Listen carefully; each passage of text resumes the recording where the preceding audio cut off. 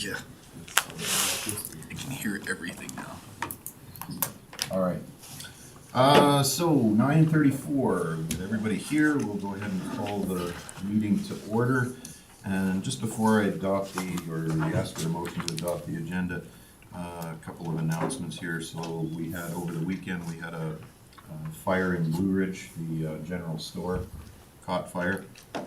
And we have a policy in place where we can actually offer support to those affected. So there was no loss of life, but the loss of property was high, and personal items, and I understand it was a very quick event. So through the policy that Woodlands Council has in place, we were actually able to release $1,000 through that to residents that are affected by things like this. So I want to thank the Woodlands County Fire Departments for a quick response.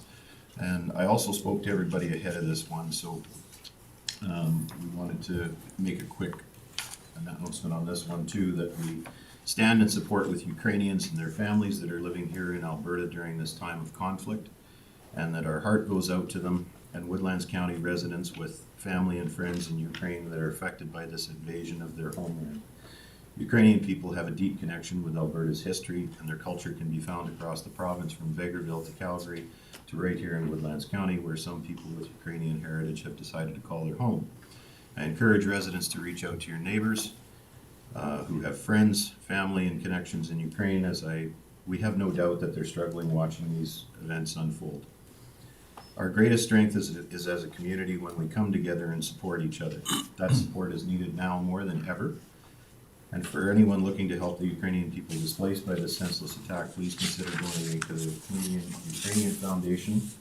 That's cufoundation.ca, or the Canadian Red Cross.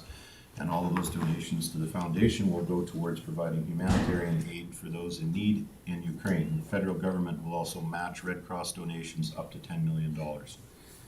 And then one last thing is that we're sitting here today after March 1st. This is our first meeting with no restrictions. I noticed we even have a reporter in the back, which is great. Nice to see everybody again. So, and I think it's important. We're coming out of a very long period here. We've had a lot of political strife amongst ourselves and amongst family and everything. And a lot of these protection items have been politicized. And I think an important thing to mention is that while we don't have any of these protocols in place right now, like masking or anything, there are people out there that have immunocompromised children. They have grandparents that they don't want to necessarily expose. So you will see people in the community that are wearing a mask. And I would I think we'd like to remind everybody to be kind through this whole thing, and realize that the freedom to wear one is the same as the freedom not to wear one. So that's all I have to say about that one. With that, just so that council is aware, we've added the special minutes of the February 16th, 14th meeting to the agenda, so you may not have seen that. Other than that, I'll ask for a motion to adopt the agenda. Councilor Williams? I'll make a motion that council adopts the agenda as presented. Okay, any discussion on that? Councilor Dean? Yeah, I obviously support adopting the minutes. I just have I don't know if it's a concern or a question, but sitting here before me are three documents related to agenda items. Over the last couple of days, we've received by email a trickle of information relating to an agenda item, and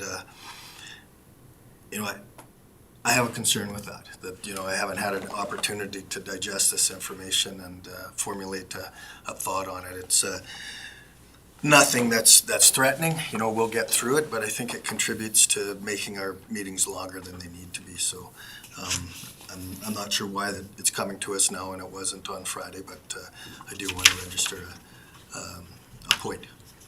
Okay. Just make that note. Any other discussion on adopting the agenda? Okay, those in favor? Any opposed? All right, that'll bring us to the regular council minutes for February the 16th, 2022. Any errors or omissions in that one? Nobody. Councilor Cook. Make a motion to accept the regular council meeting minutes, February 16th, 2022 as presented. Thank you. Any discussion on that? All in favor? Any opposed? Carried. Item 3.2 is the special council meeting minutes from February 14th, 2022. Councilor Wilhelm. Motion the council adopts minutes of February 14th, 2022 special council meeting as presented. Any discussion on that? All in favor? Any opposed? It's carried. All right, 9:40. I see Sergeant Dodds is here already, so since I'm sure he's got better things to do, we'll just go ahead and jump right into our presentation from, or sorry, our detachment update from Sergeant Dodds.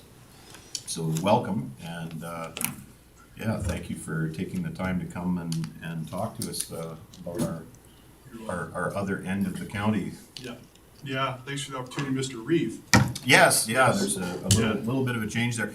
So if you'd like, let's just go around the room really quick, since you're probably seeing some new counselors. Very much so. Yeah. So we'll start with admin. Go ahead, Shannon. Hi, Constable Dodds, it's Shannon. Hi. I'm the executive assistant. Yeah, for now. Yes, for now. For now. Yes, for now.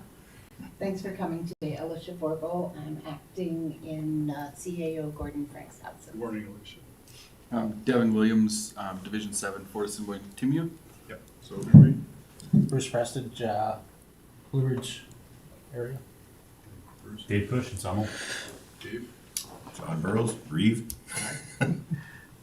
Peter Kilkin, Goose Lake, Freeman River. Okay. Jeremy Wilhelm, Division 4, Whitecourt East. Alan Dean, Division 3, Whitecourt Central. Thanks. And I'm Andre Bashan, Director of Infrastructure. Hi. A quick introduction to myself. Some familiar faces, so my name's Bob Dodds. I'm a 29 plus year member of the RCMP. I've had the privilege of being in Barrhead now for 12 years, going on 12 years, and really enjoy the community. So as long as they'll leave me there, I'll stay put. Get a little long in the tooth, so I'm not sure how much longer we'll do her, but for now, very happy to be employed with the RCMP in Barrhead, Alberta, and serving the communities of Fortis and Boyd and County of Barrhead and so on. So I'll just jump right into my my presentation here. So we did send over some statistics.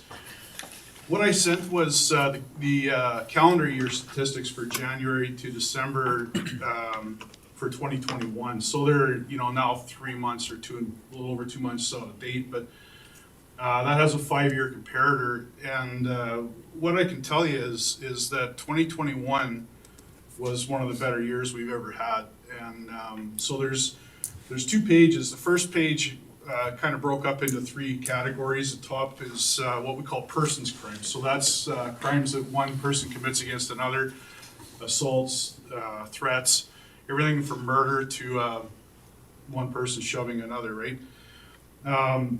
So our total persons crimes were 161 for the calendar year 2021. If you look at the first gray line about a third of the way down the page, you can see that that's the lowest we've had in 5 years. So, our persons crimes are really good. A couple of exceptions, things that went up. Extortion went from 1 in 2020 to 5 in 2021. Utter threats was up slightly from 21 to 23.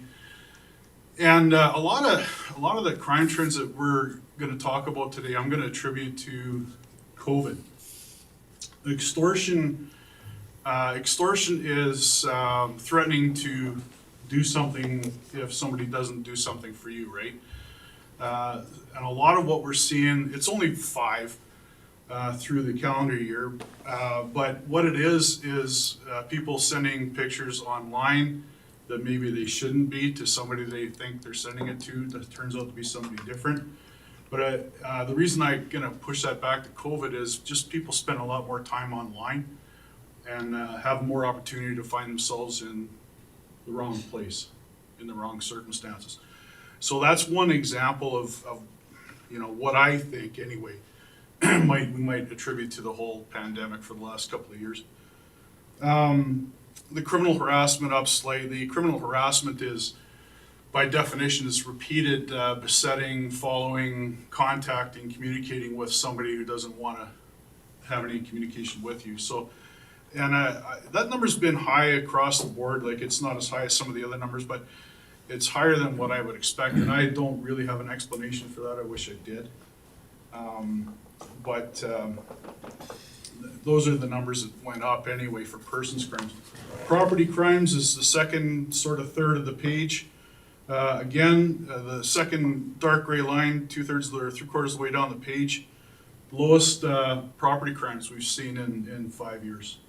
So one of the interesting things, though, specifically in the Fort Assiniboine area that we police, Goose Lake area, what we see out there is a lot of copper thefts. And if I had a breakdown here for copper thefts, which I don't, I would say probably our portion of Woodlands County is seeing most of the copper thefts that our detachment is experiencing. And it's all those abandoned wells. And, so they'll go in there and clean it out in a night, and, employees show up the next day. Not a great deal we can do with it. And to send a member out to patrol that area, in years past, I've been out there at 2:00 in the morning myself, and driving around up past Fort Assiniboine or even out to Goose Lake, and you can drive around there for hours and not see a soul, and then you find out the next day that somebody's been hitting a well site or something. So it's kind of frustrating, really tough. We're working with the industry. We've had some success. We recently just charged a guy with 5 counts of break and enter. He's facing 20 counts total on 6 different files, and at least 2 of those are well sites. And it was just some really, really good police work on the part of a couple of our constables with the supervision of our corporal, and they did a really good job of catching this character and holding him accountable. So we'll see what the courts do with him now. That's past our ability to control. Yeah. Thank you.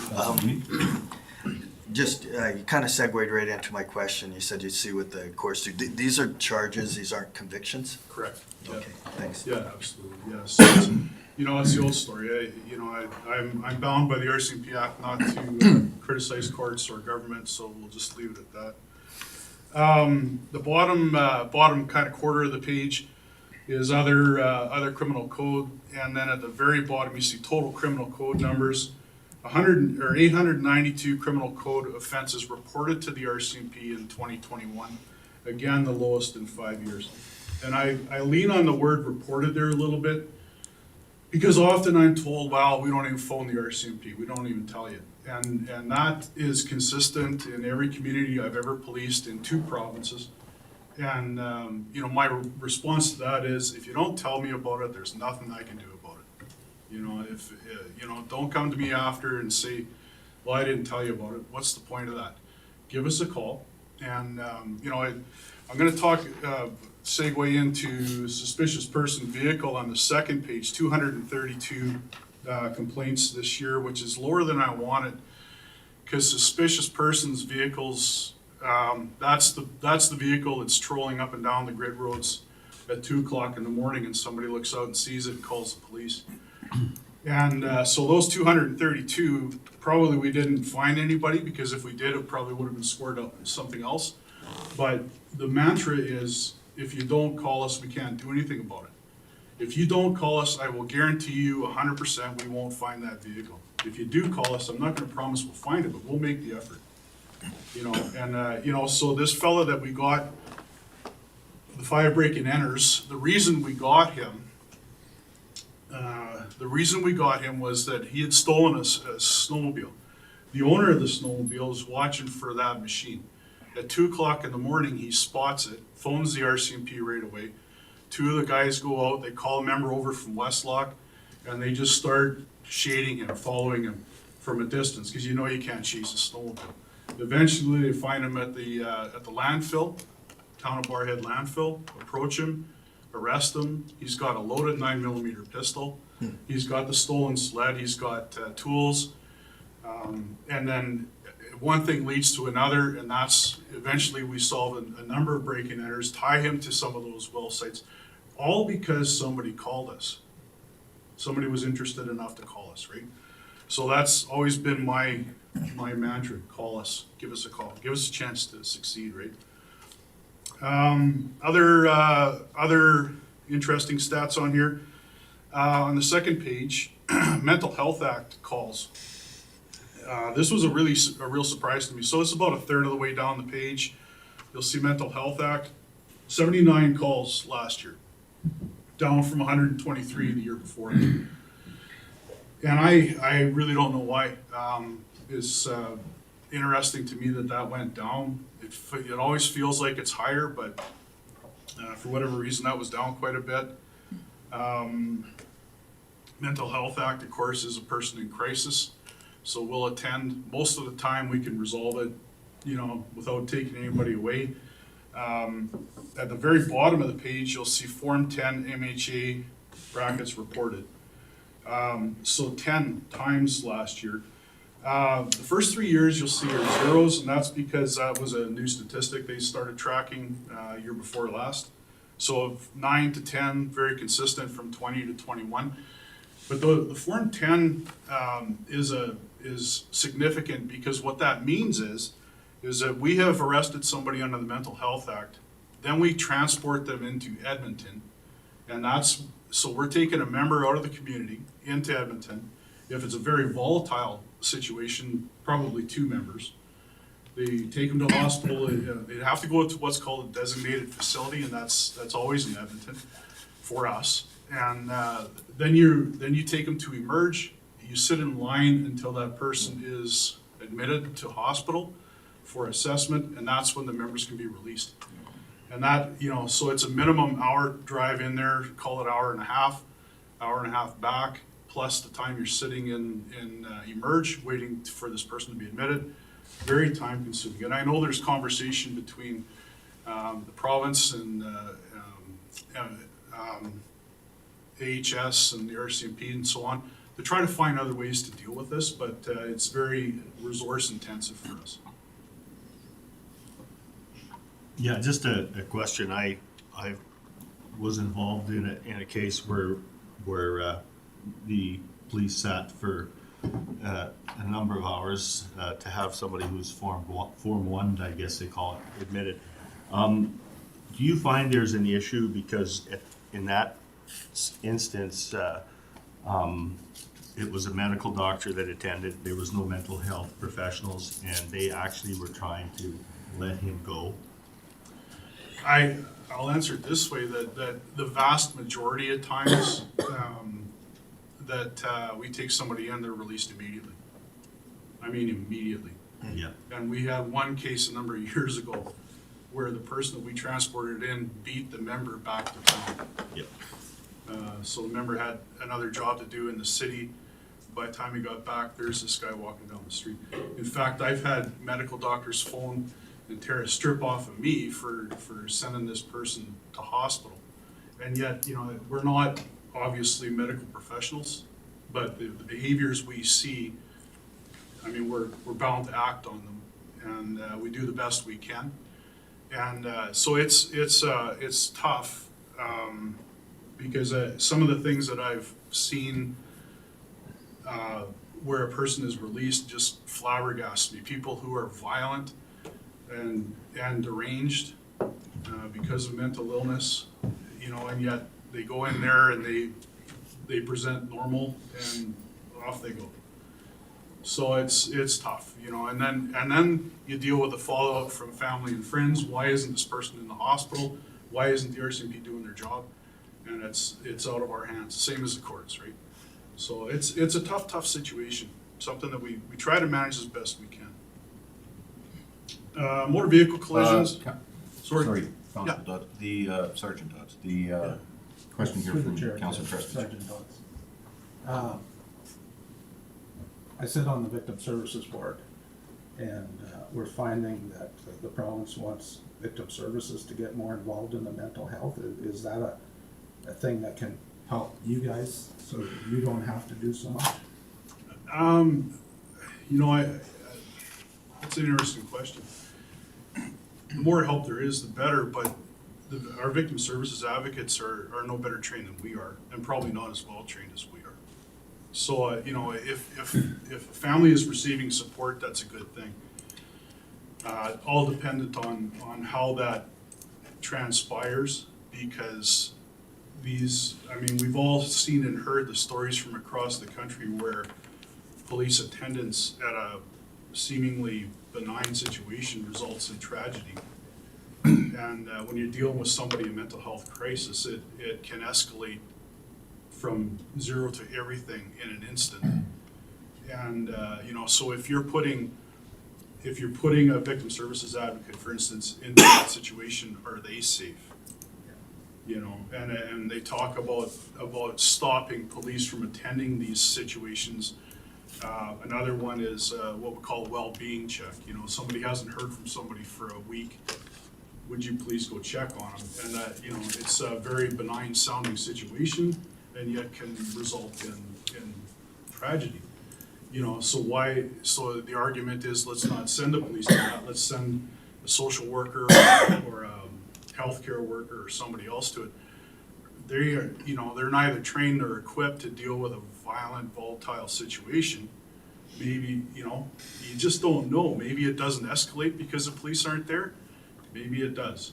You know, you just don't know. And that's, you know, so, you know, I think if they want to push VSU into that situation, make sure that they're well trained and you know, these are smart people anyway. They're community minded people, but they have to recognize, okay, this is going sideways and back out. So it has pitfalls, but maybe it could help too. So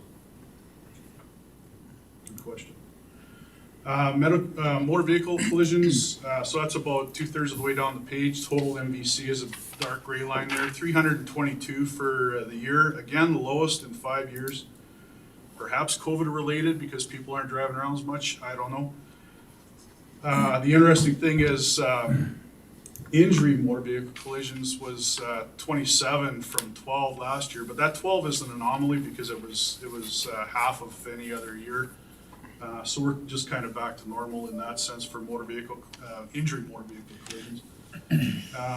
So again, nice to see 322 is a lot, but that's of that 322, I'm guessing I should have run the numbers, but probably 250 are deer and moose and coyotes and dogs and one owl I can think of. So a lot of animal collisions. At the end of the day, the story from our statistics is that we live in a safe community. The area of the Barrhead Detachment Police is a safe community. I'm happy to have my family there. We intend to stay there when we retire. So it's not an unsafe community. I'm happy to be there, and I think the public are safe. And that's a little bit contrary to the perception sometimes. When we've had our in-person town hall meetings, invariably the question comes from the audience, why can't I defend myself? Well, the truth is you can defend yourself, but the reality is you don't really need to be that concerned. We are not having home invasions. We have not had a home invasion.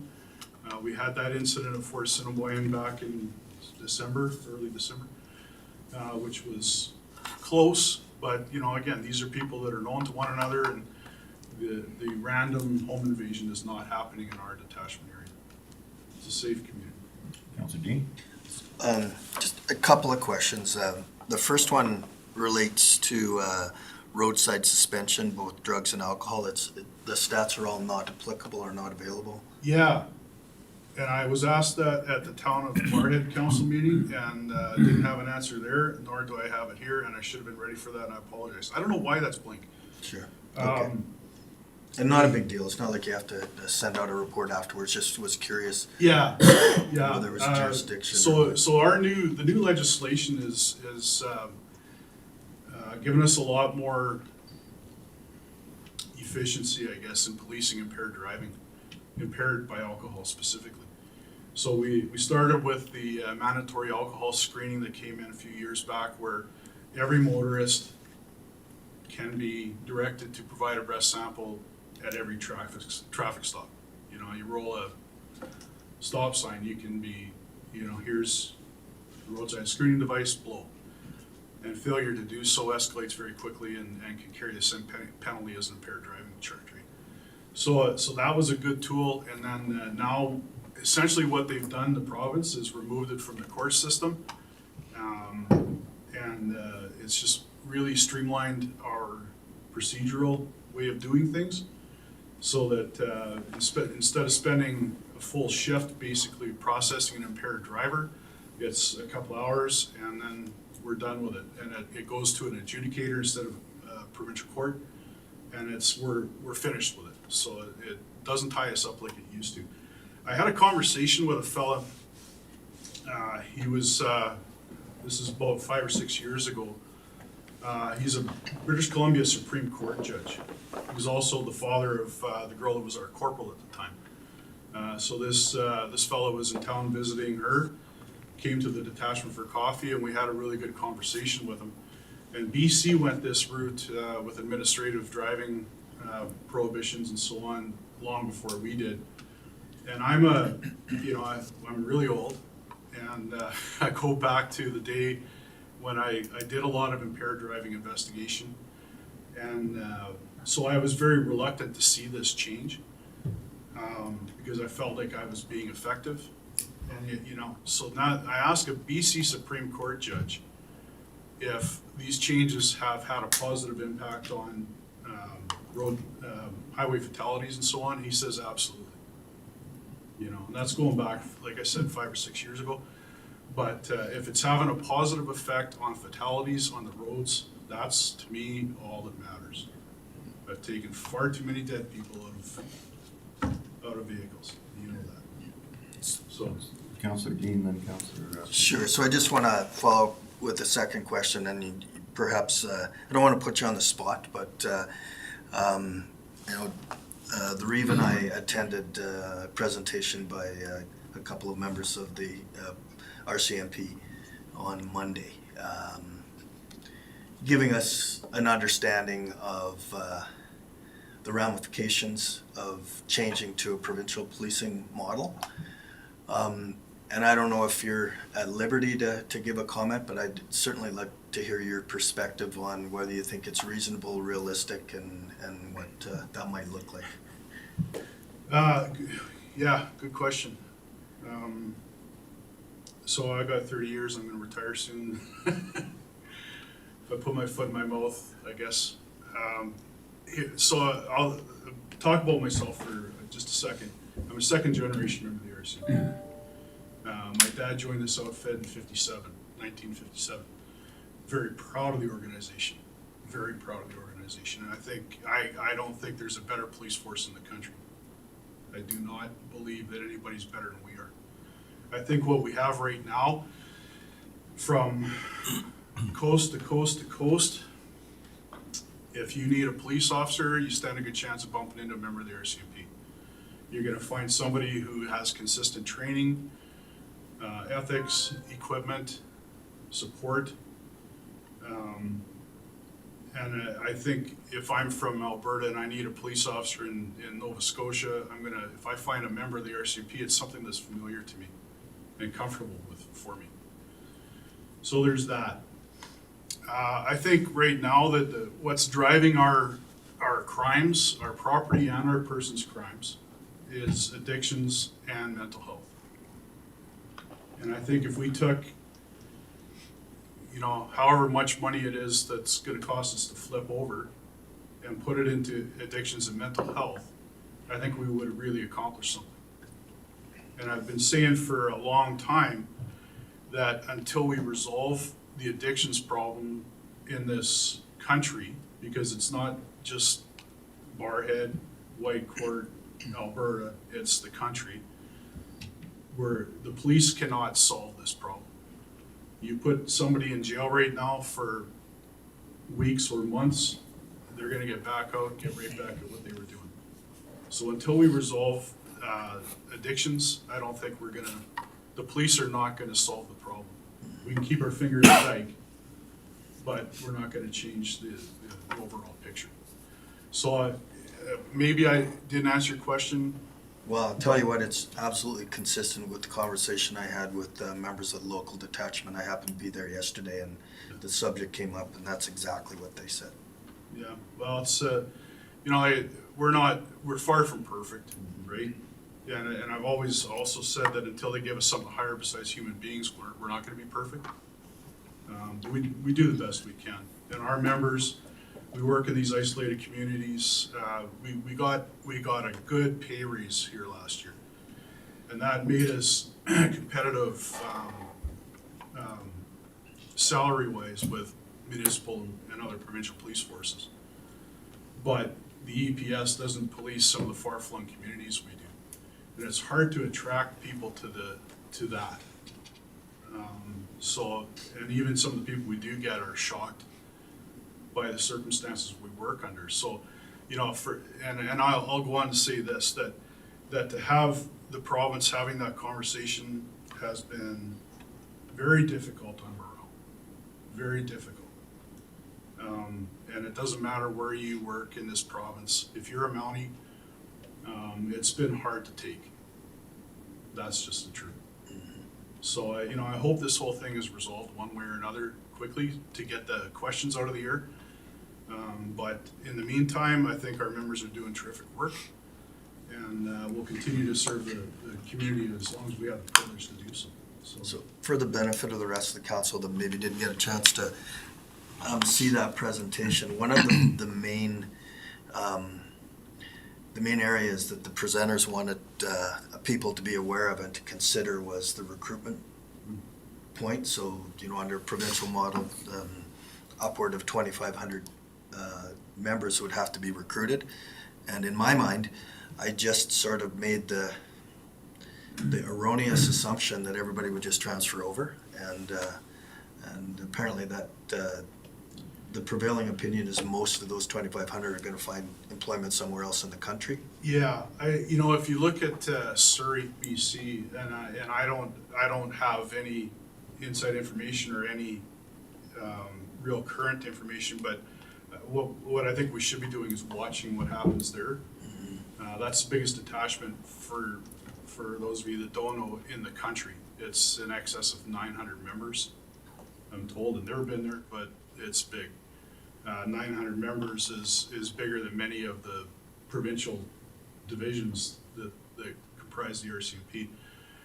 And I don't know what kind of numbers are going to badge over to the Surrey Police, but that would be very indicative, I think, of what an Alberta provincial police force could expect. And we have people in our detachment, just in Barhead. We're maybe a little more diverse than most, but of 10 members, 5 are immigrants. And if you count the guy from Quebec, 6 are immigrants. That kind of count him too. And then, we have another kid from Ontario.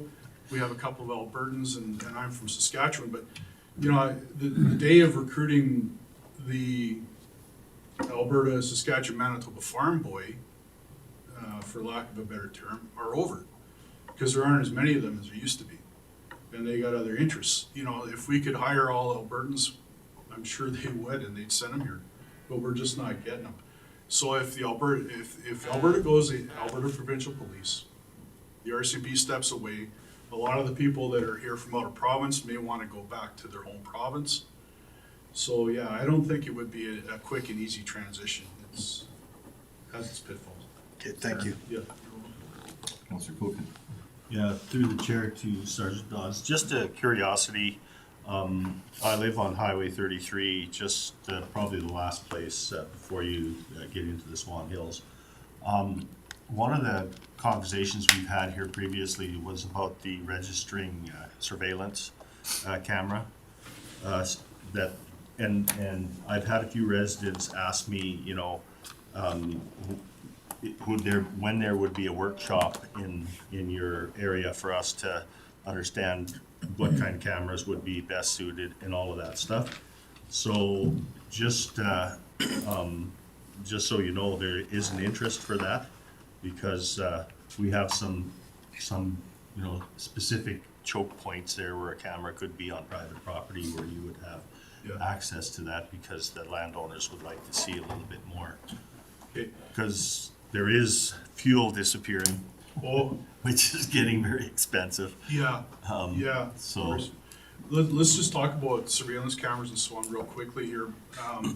Where the law is concerned, the test from a policing perspective is expectation of privacy. So I can't come into your house without either being invited or being there for a lawful purpose or having a search warrant, right? Because you have an expectation on your property that you have an expectation of privacy. If I'm there to steal your gas, I have no expectation of privacy. So every camera that you have up, if it captures me doing that, is admissible in court, right? Every picture is admissible in court. Unfortunately, typically what you get, and almost regardless of the quality of the system, is a picture of a guy in a hoodie or a ball cap. But, you know, we'll go back to this character. We've got 5 B&Es, 20 counts. What we were able to do is match up some of the clothing from one to the next, and then develop it from there. So if I have a grainy picture of a hoodie, but it has some distinctive on it, I keep an eye out for that at other places too, right? So that's the benefits of having a camera system. And if it's a high-end system that's monitored from your cell phone or something, then you can make that call right now. We had a success with that just right near Thunder Lake the other day. A guy in Edmonton is watching his camera at Thunder Lake, and here comes 2 people onto the property at 7:45 in the morning. And the guys are there right away and round up 2 people and a whole bunch of charges, right? So, you know, because public forum, you see we're on TV and all that, maybe the word will get out, and that's some of my thoughts as far as cameras go. So to have a specific camera workshop, it's not something that has come on the radar yet, but should, among other things. Maybe that's something that, with easing of restrictions, I'm hopeful that we can run some in-person town hall meetings this year. We did previously one in Barhead, one in the Fort, and we could do that again. And that's something certainly that would come up. I would see to it that it comes up. I just finished doing I don't know if anybody watches the BARC website, Barhead Area Regional Crime Coalition. So I did a virtual town hall, and there I ran 6 articles over a 6-week period talking about different things. Maybe I'll just I'll slide a 7th one in there for cameras, and it'll be on there. But it's a conversation we need to have. I know that within the town of Barhead, when a new member comes from Depot, they're handed a project here. Do something, show us what you can do. And one of the projects recently was to document all the cameras in downtown Barhead, so that we know where to go for a variety of, you know, camera angles and so on. So yeah, they're a valuable tool. I'm going to talk very quickly about our staffing. Really quickly, sorry, Counsel Wilhelm has a quick question. Sure. Mine can be fairly quick. Just a question about the numbers, and I see if you kind of look across the board, from 2017 to 2021, or even 2020 to 2021, you see a decrease almost across the board. Yep. Do you guys or your administration do any analysis on those numbers to understand why those decreases are happening? Is it because population is decreasing? Is it because you don't have as much manpower to catch as many people in the act?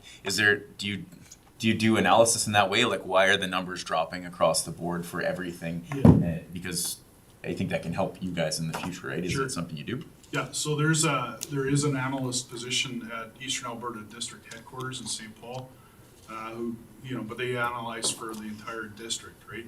Same as in Western Alberta District in Grand Prairie, there would be an analyst position. I have some ideas on that. I think first of all, COVID, more people are at home, watching their own property, and more people are at home not out stealing stuff because, you know, they know that they're being watched out there.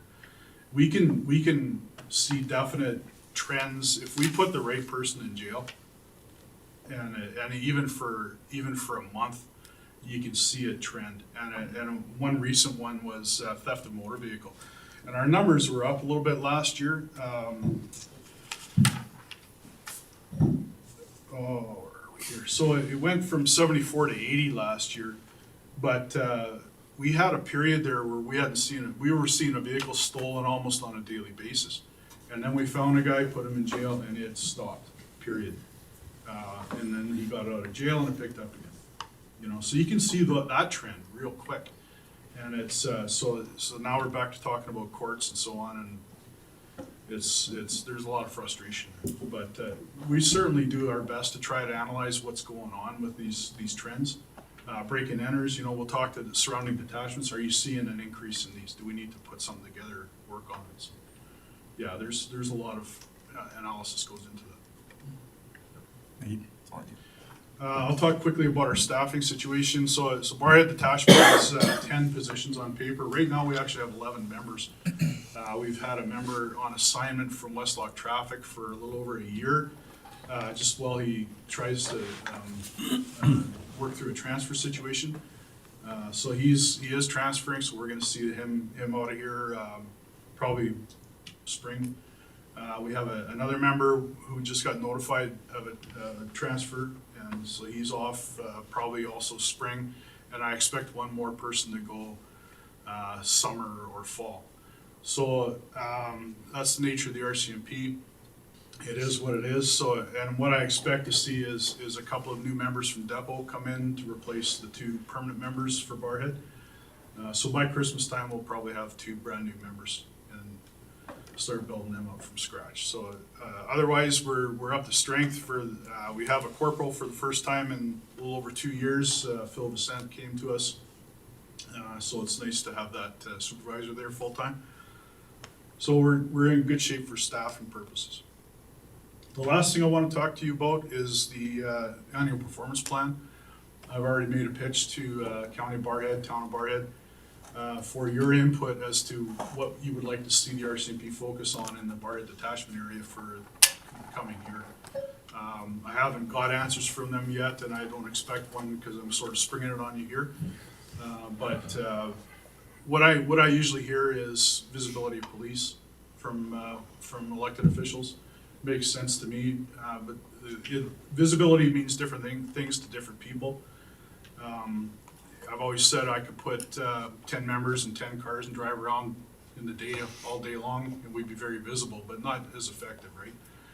So we'll try to achieve visibility by doing town hall meetings, attending complaints in person instead of on the phone. I really push hard for that for the members.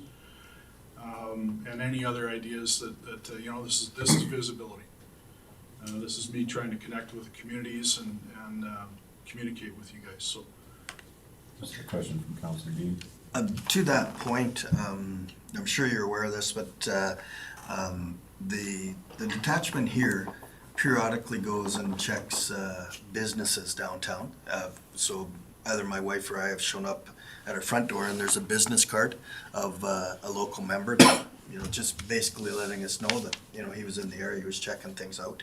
And that's reassuring for us. It's good PR as well.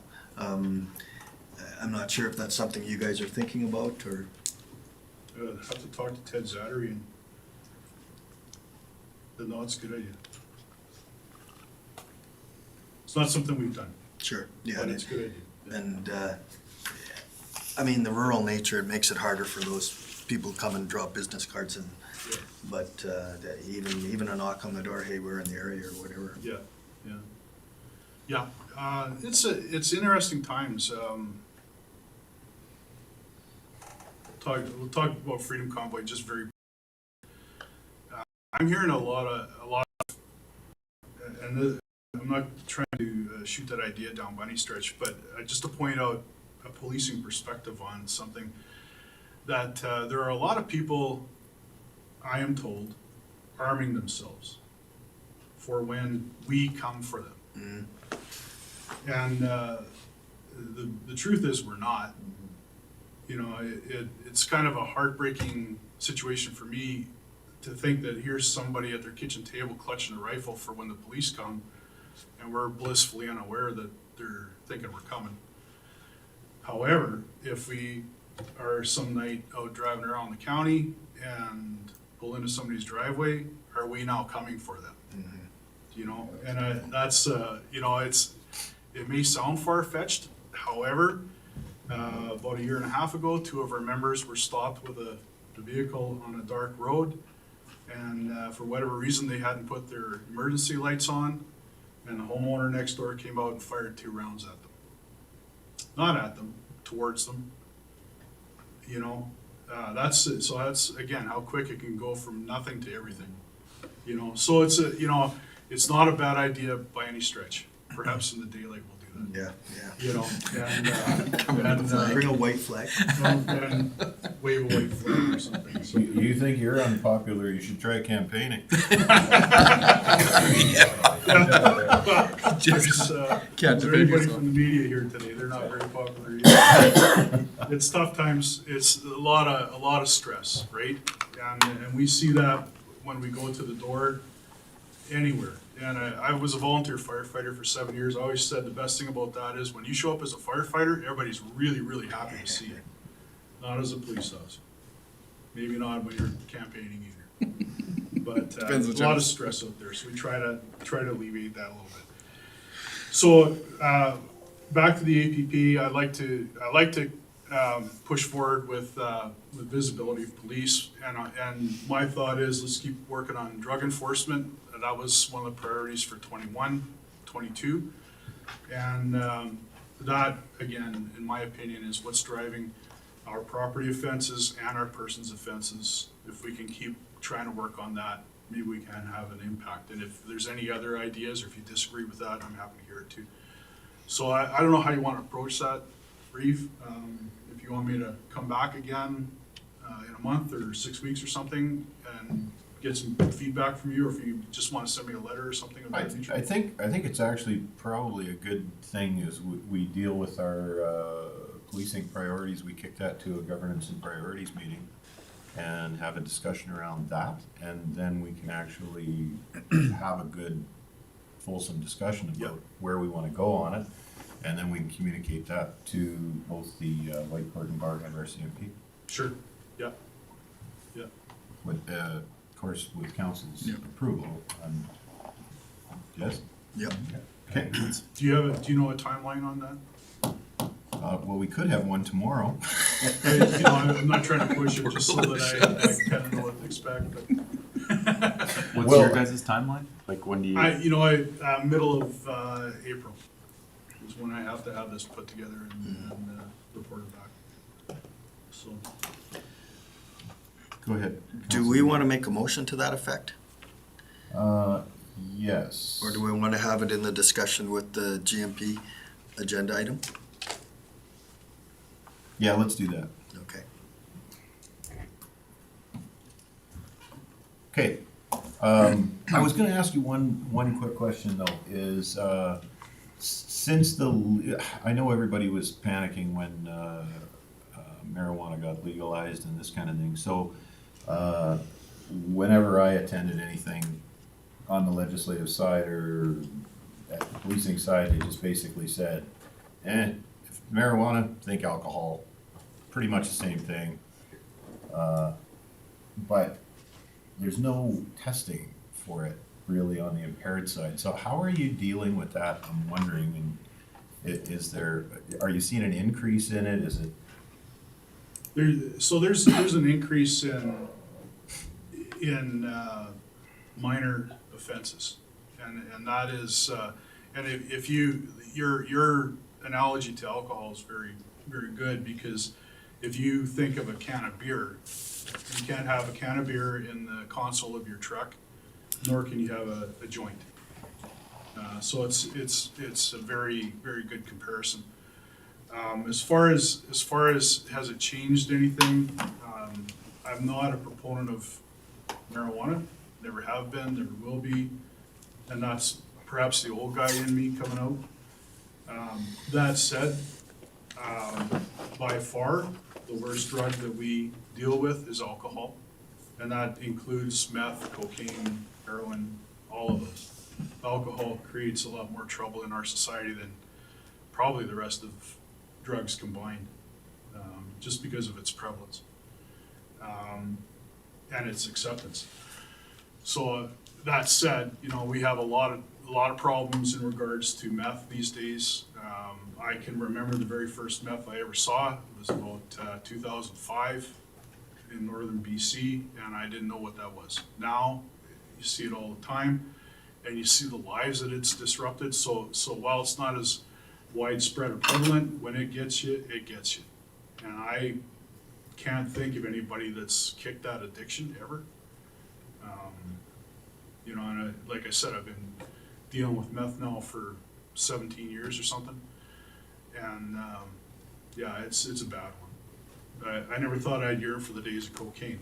Cocaine is a bad drug, but it just doesn't seem to have the addictive powers that meth does. So, you know, I'm obviously not a proponent of cocaine either, but we thought cocaine was bad in northern BC because it was an oil patch town, and we dealt with it, but we didn't see the problems that meth creates. So, yeah, it has nothing to do with marijuana, but it all is part and parcel of the addictions discussion, right? Okay. I don't see any other hands up. I sure so- appreciate your time, gentlemen. I'd like to, this is my first time before this council, so congratulations and thank you for your service to your community. It's good to meet y'all. Maybe I should leave some business cards. I'll leave enough cards so everybody's got one. If you have questions or concerns, call me by all means. I'm not going anywhere for another 18 months or so, so I'll be around a bit. So thanks for your time and your support. Thank you. Thanks very much. And I would also, there was one comment that I made to Ted Zattery here when I went to that clinic, to the presentation by the Rcmp union.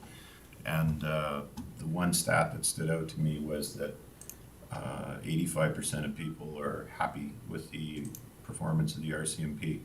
So 85% is actually a very high rating. So It is, yeah. I'd just like to take the opportunity to say thanks to the members of the Rcmp, because I think we need to separate the people from the organization sometimes too.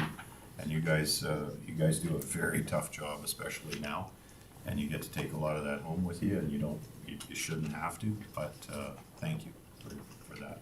Very much appreciated. I'll pass it on. Thanks. Thanks, everybody. Thank you. Thank you.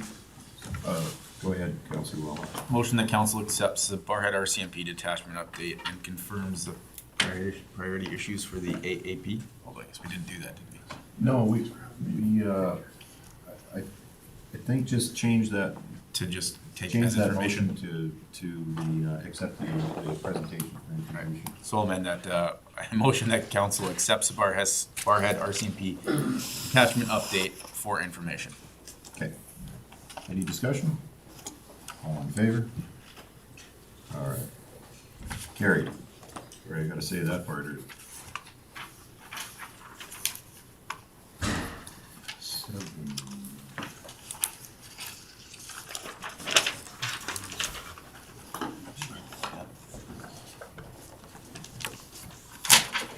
There we go. Okay, Regional Landfill Authority budget. Andre? Your members of council, at the February 11th council meeting, the Regional Landfill Authority presented an amended budget, which identified that the funds for the scale house were removed. $25,000 was put in its place to fund a needs assessment report, which will look at the life cycle of the cells, the landfill, determine the needs for a scale house and the scale and the overall flow of the landfill. And that's identified on the attached amended budget on line 620 under buildings. And the recommendation is that council approve the 2022 Regional Landfill Authority budget as amended. Any discussions on that? Councilor Dean? Thanks, Mr. Chair, through to Andre and to the people on council that sit on that authority. You know, 25K is a lot easier to stomach than 370.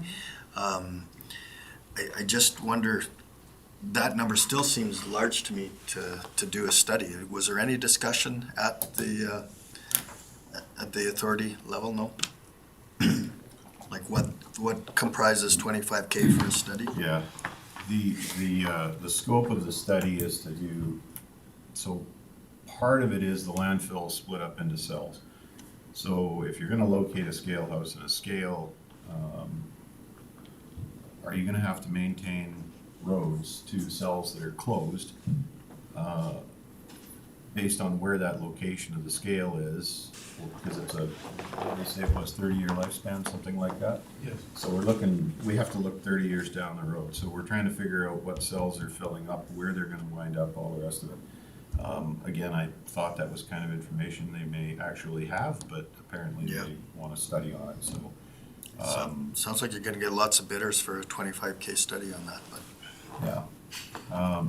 And again, the idea of this is more around a needs assessment of what's needed, not necessarily what's wanted. Sure. Councillor Kulkin? Yeah, since the meeting that I attended there, that's a big step in the right direction, because that's one of the things that Bruce and I actually asked for was, you know, what do you really need? And I think that if they're going down this road, either our argument will be correct, or they will continue doing what they were going to do. And I think that this is going to define that. So, you know, for this council, I think you can justify that a lot better than you know, not having something like that. Mm-hmm.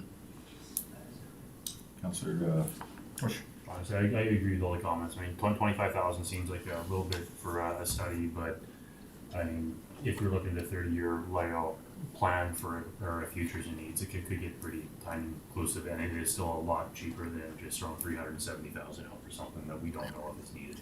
So I want to make the motion the council approve the 2022 Regional Landfill Authority budget as amended. Okay, motion on the floor from Councillor Kush. Any other discussion on that motion? Okay, I'll call the question. All in favor? Any opposed? That is carried. Municipal cost share, 7.2. Alicia?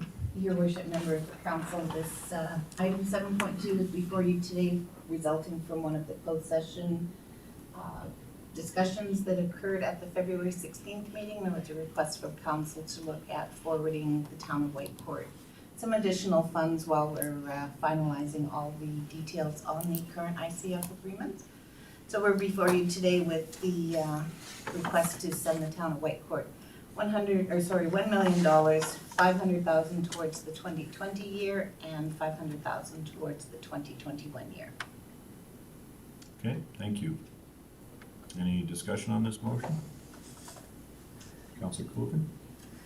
Yeah, I think it serves a purpose for anyone who's watching this meeting for them to understand that this is something that we would be paying anyway at some point in time because of some of the municipal agreements. And this is just a responsibility on the part of this council to see to it that we take care of the bills that we actually believe are important to take care of. So, you know, if anybody else wants to chip in and talk about that, it would be a good thing for the residents to know what we're doing here. Councillor Kush? Just one question to Alicia, just for new council and for anybody watching this. The $1 million that we're sending, that funds that we've had put away for these expenditures, or is that coming out of this year's tax revenues? Through the chair to Councillor Kush, the anticipation that we will owe the town of Whitecourt money has been recognized in each year in the financial statements, and it has been set up, there has been an amount set up as a liability. So it will be funds that will reduce what we're showing on our books as a liability for these 2 years. Okay. Councillor D? Thanks, Mr. Chair. And just to Councillor Colkin's point, the numbers that we're talking, I believe there was $500,000 set aside for those 2 years, and now this is an additional $500,000 per year. There will be reconciliation amounts to come in the future as well, because $1 million for 20 and $1 million for 21 likely is, sorry, I'm just looking to see, 20 and 21 likely is not the final amount. There's going to likely to be more money coming. Yep, correct. All right. Any other comments? Councillor Kush? I'll just make a motion, the council directs administration to forward $1 million to the town of Whitecourt. 500,000 towards the 2020 year, 500,000 towards the 2021 year for cost share amounts to be determined through the intermunicipal framework agreement. Okay, thank you. Any further discussion on that? I'm just gonna ask one other point of clarification. In 2020 and 2021, we've already given them $500,000 in both those years, right? Through the chair to all of council, that is correct. Okay. Any other questions, comments? Okay. All in favor? Any opposed? Carried. All right. Intermunicipal commercial. I'm gonna get the feeling this next one might be a little bit of a longer topic we have a discussion for, so I'm gonna ask for a 10-minute break. We'll come back at 10:40. Yeah, let's make it 10:45 and just have a quick break. Keep going. Okay. Starting to squirm.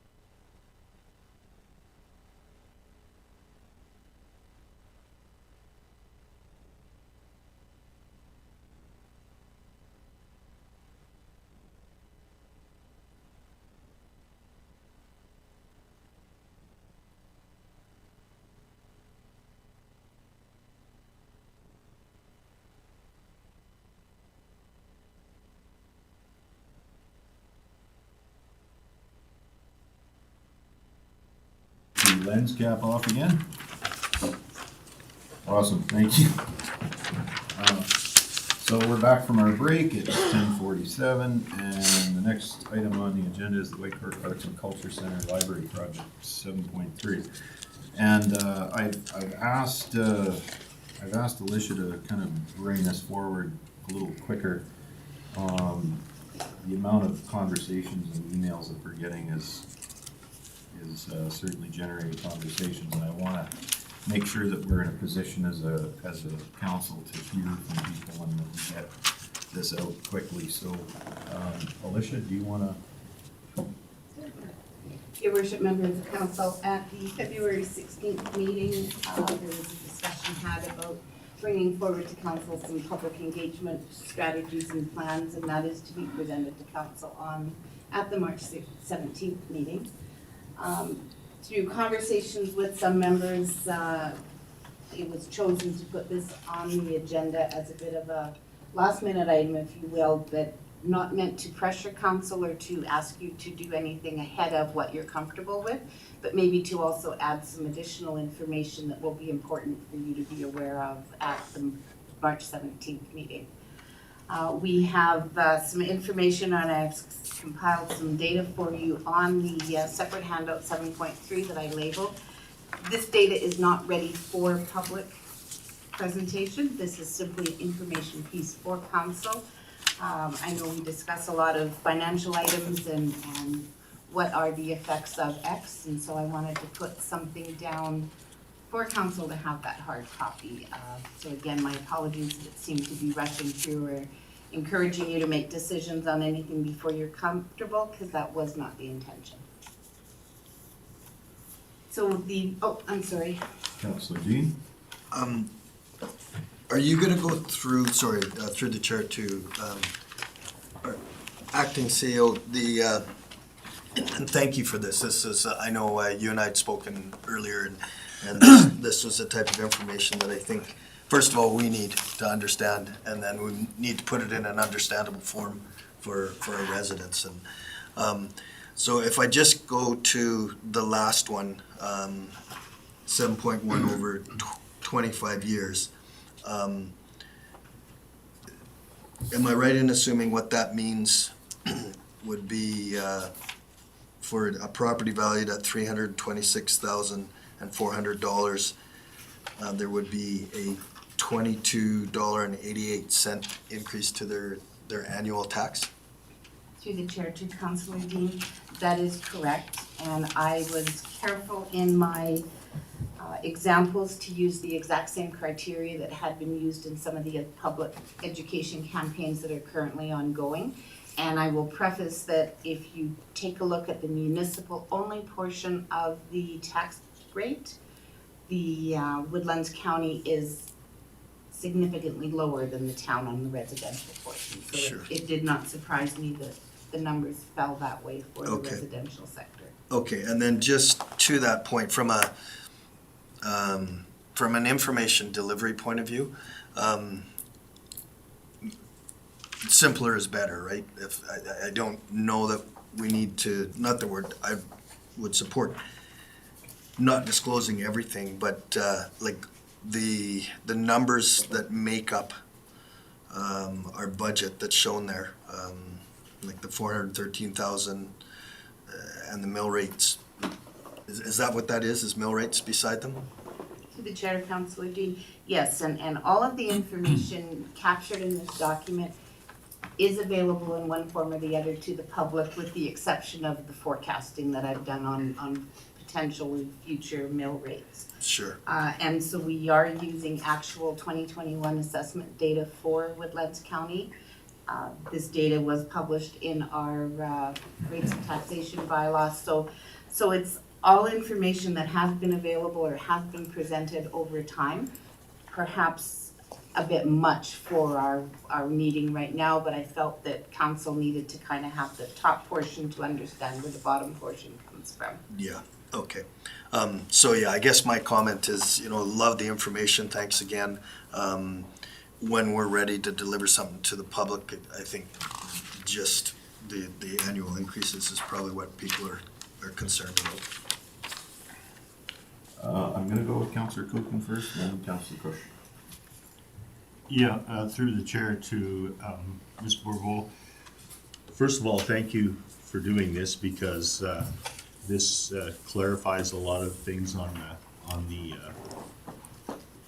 some of the things that we have to be responsible to in the future, and we really appreciate the work that you put into that. The part of this that I think the public would understand as well is that this is only the capital part of what the presentation had. This has nothing to do with the ongoing responsibility we would maybe share if as far as operating costs go. Is that correct? Through the chair to Councillor Culkin, that is absolutely correct. This is just for a potential capital debenture of $7 million+. The second page of this will show the note 12 from our financial statement. And shows the effects of that debenture. So the annual borrowing payments on $7.1 million are noted there. So that would just be our payments per year for the term of years noted. And then I provided the interest cost over the life of the loan, depending on, so you would also have that information. Also for whichever project or debenture borrowing will have an effect on our operational ability. Currently, our note 12 in the 2020 financial statements for the, I got another typo there, too many late nights, I apologize. For the audited financial statements, shows that we have borrowing capacity of about 25 million. What isn't reported alongside of that is the county currently has a $10 million operating line of credit. So while they're not joined in the financial statements, there would definitely be a correlation. So borrowing through our debenture borrowing power could potentially affect our ability to maintain or what that overall line of credit was. Councillor Kush first, then Councillor Beef. Two quick questions here. First question, when you're taking a look on the financials over the, despite however many years we take a look for the, I guess, change in tax rate, is this spread across the entire county, or are we just looking at the catchment area that was determined in the 3 zones directly around Whitecourt? Through the chair to Councillor Kush, this is the entire county. Because we are regulated through the Municipal Government Act that our tax rates have to be what's good for one is good for all. If we were to want to have rates different for particular areas, we would have to use a different section of the MGA and have the special, and the correct terminology is escaping me right now. Local improvement tax. Something like local improvement, but a little different because it's for a service that they're getting from outside of the municipality, so it's not an improvement of their area. So it would take some further looking and making sure that we have everything done correctly on that.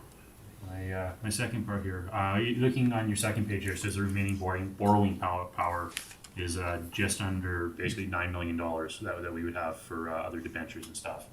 Now, I mean, I know it from the outside, 9 million seems like a lot of money.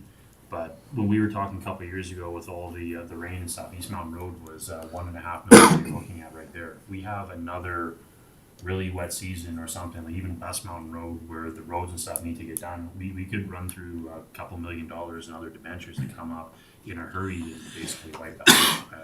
I mean, 9 million seems like a lot, but at the amount of infrastructure and roads and stuff that we have to maintain, if we take that extra 7 million out of there for the town, unfortunately, it doesn't leave us a whole lot for, major breakdowns. Councillor Dean, then Councillor Wilhelm, then Councillor Williams. Thanks, Mr. Reeve. You're gonna have to get your name tag changed. It still says mayor. Does it? Oh. Well, thank you. So back to Ms. Bourbeau. I've heard you say a couple times how taking out a significant debenture right now would impact our line of credit which would then impact our ability to operate. And can you explain, like, what's a potential? What might happen? Through the chair to Councillor Dean, and maybe this is a little more history than everyone wanted. The line of credit bylaw has been changed 3 or 4 times since about 2016. For the longest time, it remained at $1 million. And then it went before council and it was up to, I believe it was $2.5 million. And when I came on in 2019, it had been moved earlier that year up to $4.5 million. $10 million is the absolute top end ask that we were able to go through.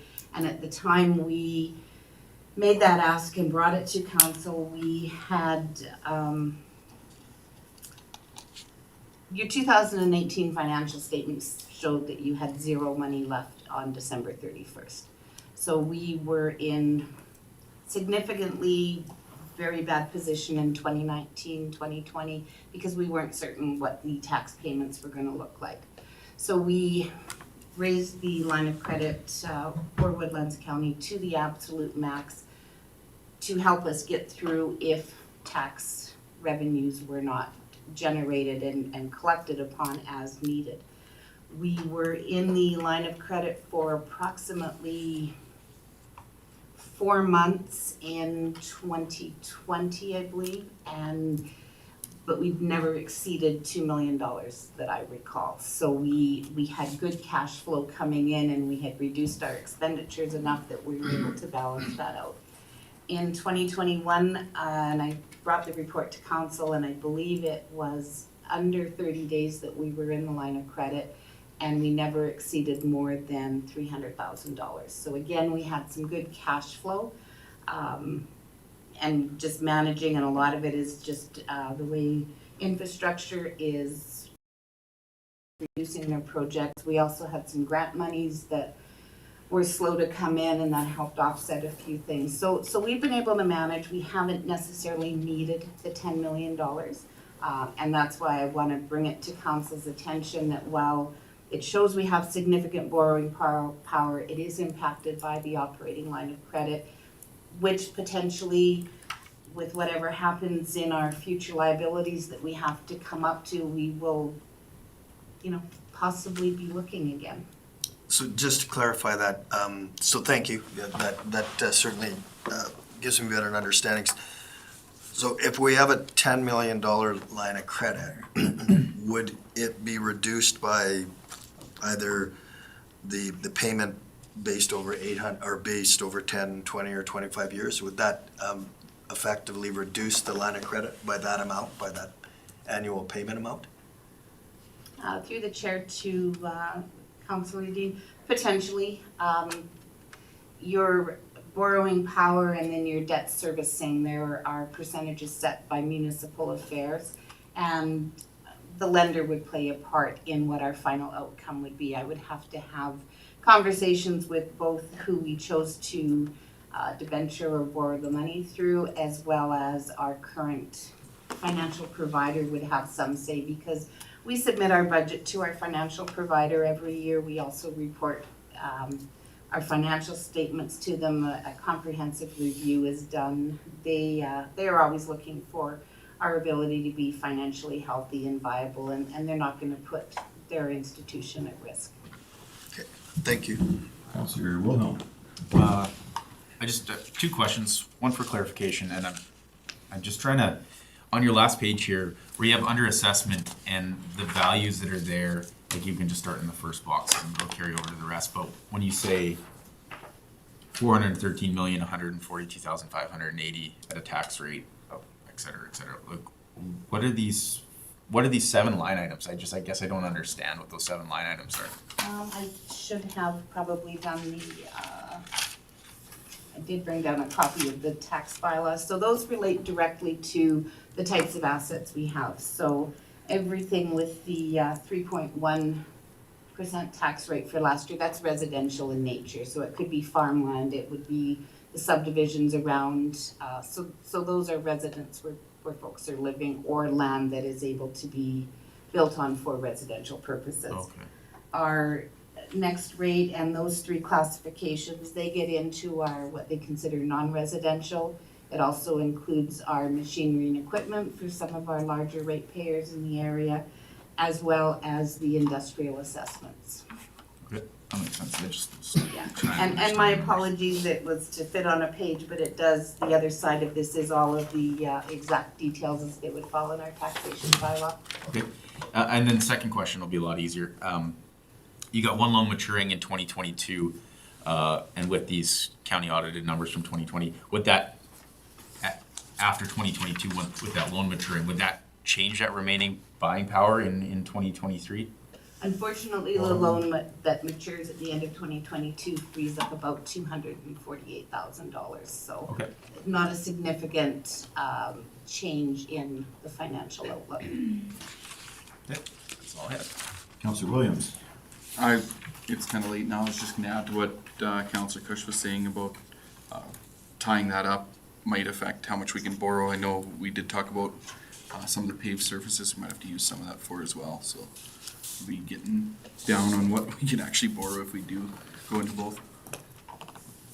I'm going to ask a question of admin on this. So the line of credit that we have right now is what, 10 million? Is that what you said? Your worship, yes. Okay. And that's under a borrowing bylaw already, is that correct? Correct. Okay, so because that's already under a borrowing bylaw by the Municipal Government Act, since that borrowing bylaw is already passed, if we decided to use 7.1 million, we wouldn't need a plebiscite because we already have that borrowing bylaw in place. Or would we? And just so that people that are listening to this understand, because there were some very good points brought up on this particular ask and build and everything, and part of the ICF legislation and all the rest of it is when you're dealing with two communities like this and there's building going on in another community, you can't necessarily, well, even if the citizens or residents ask for a plebiscite on it, you can't plebiscite something that's being built in somebody else's municipality. But you can plebiscite on the borrowing bylaw if you're gonna have to enact a borrowing bylaw. Maybe. So Through the this, chair and all of council, and you used the plebiscite word before me this week as well. I should have done more reading on it, so, but I will tell you, for borrowing that is going to exceed more than 5 years, we are required to bring it forward to council. There has to be a minimum of 2-week advertising period, and we have to do everything we can for public engagement on that. We did not have to do that for the line of credit because it's never the intention that the line of credit is going to be outstanding forever. It's a short-term fix, so we were able to pass that bylaw without going through the public engagement portion of that financial piece. okay, thank you. Did I miss you? No? Okay, Councillor Dean. Thanks, Reeve. And just to get my terminology correct, as I understand it, what the public would do is they would petition to have a plebiscite. I think there has to be a legal petition Yeah. that meets all the legal requirements, and then that question And then there's would a become percentage. binding. That's, Yeah, that's I think it's 10% of the municipal population. I don't know the numbers off the top of my head, but I would think it's somewhere along the 10% line. So just from a mechanical point of view, if residents wanted a voice and they wanted to have a plebiscite, somebody would have to organize a petition and make sure that it follows all the legalities, and then it would be binding. Yes, and to be very frank, I don't think we should have to get to that point if we're having these discussions ahead of time. I believe we can make the informed choice and we can listen to residents before it. I think when you get to the point where people are upset enough to start a petition and get a plebiscite, you're probably not, you're probably offside with a good chunk of residents. So I'm trying to have these discussions ahead of time. I apologize if council feels that this information didn't have enough time, but I think it's important we have these discussions and have the numbers and some numbers in front of us around this so that we can really have a good fulsome discussion on what this means. So, go ahead. Okay, well, I guess just to that point, you know, I was the one that made the motion to have administration bring this question back, and this is the type of dialogue that I was looking for.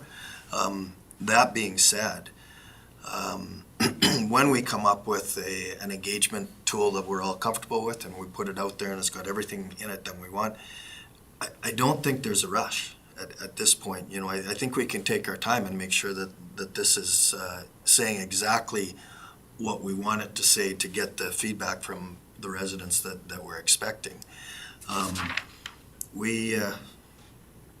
There's been no ask. So, you know, this question, to me, we're doing our homework ahead of time, and I think it's a really prudent exercise by this council. I understand what you're saying. I'll speak to it later, but Councillor Kuchen? Yeah, I think I appreciate the fact that we're having this discussion.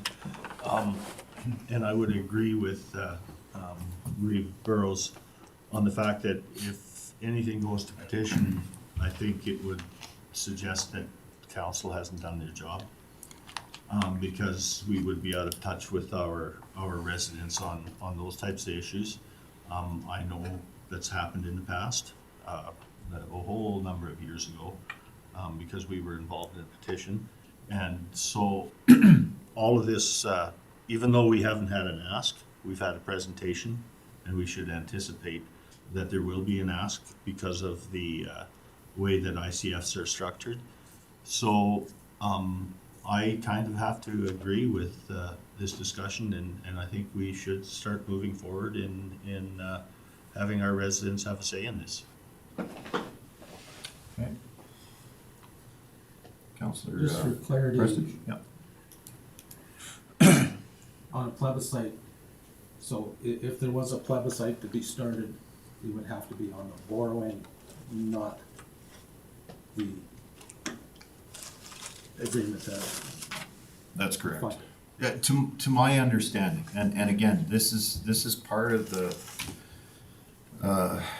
quagmire that the new legislation has led us down the path of. So can builds in other municipalities pull municipalities that aren't in favor of that investment? And a project like this, actually, a lot of people, some of the letters that I've seen have been extremely well researched. I have not seen such well researched letters. You can tell that people have really sat down, really sharpened their pencil, and laid out fantastic cohesive arguments. They've crunched some numbers.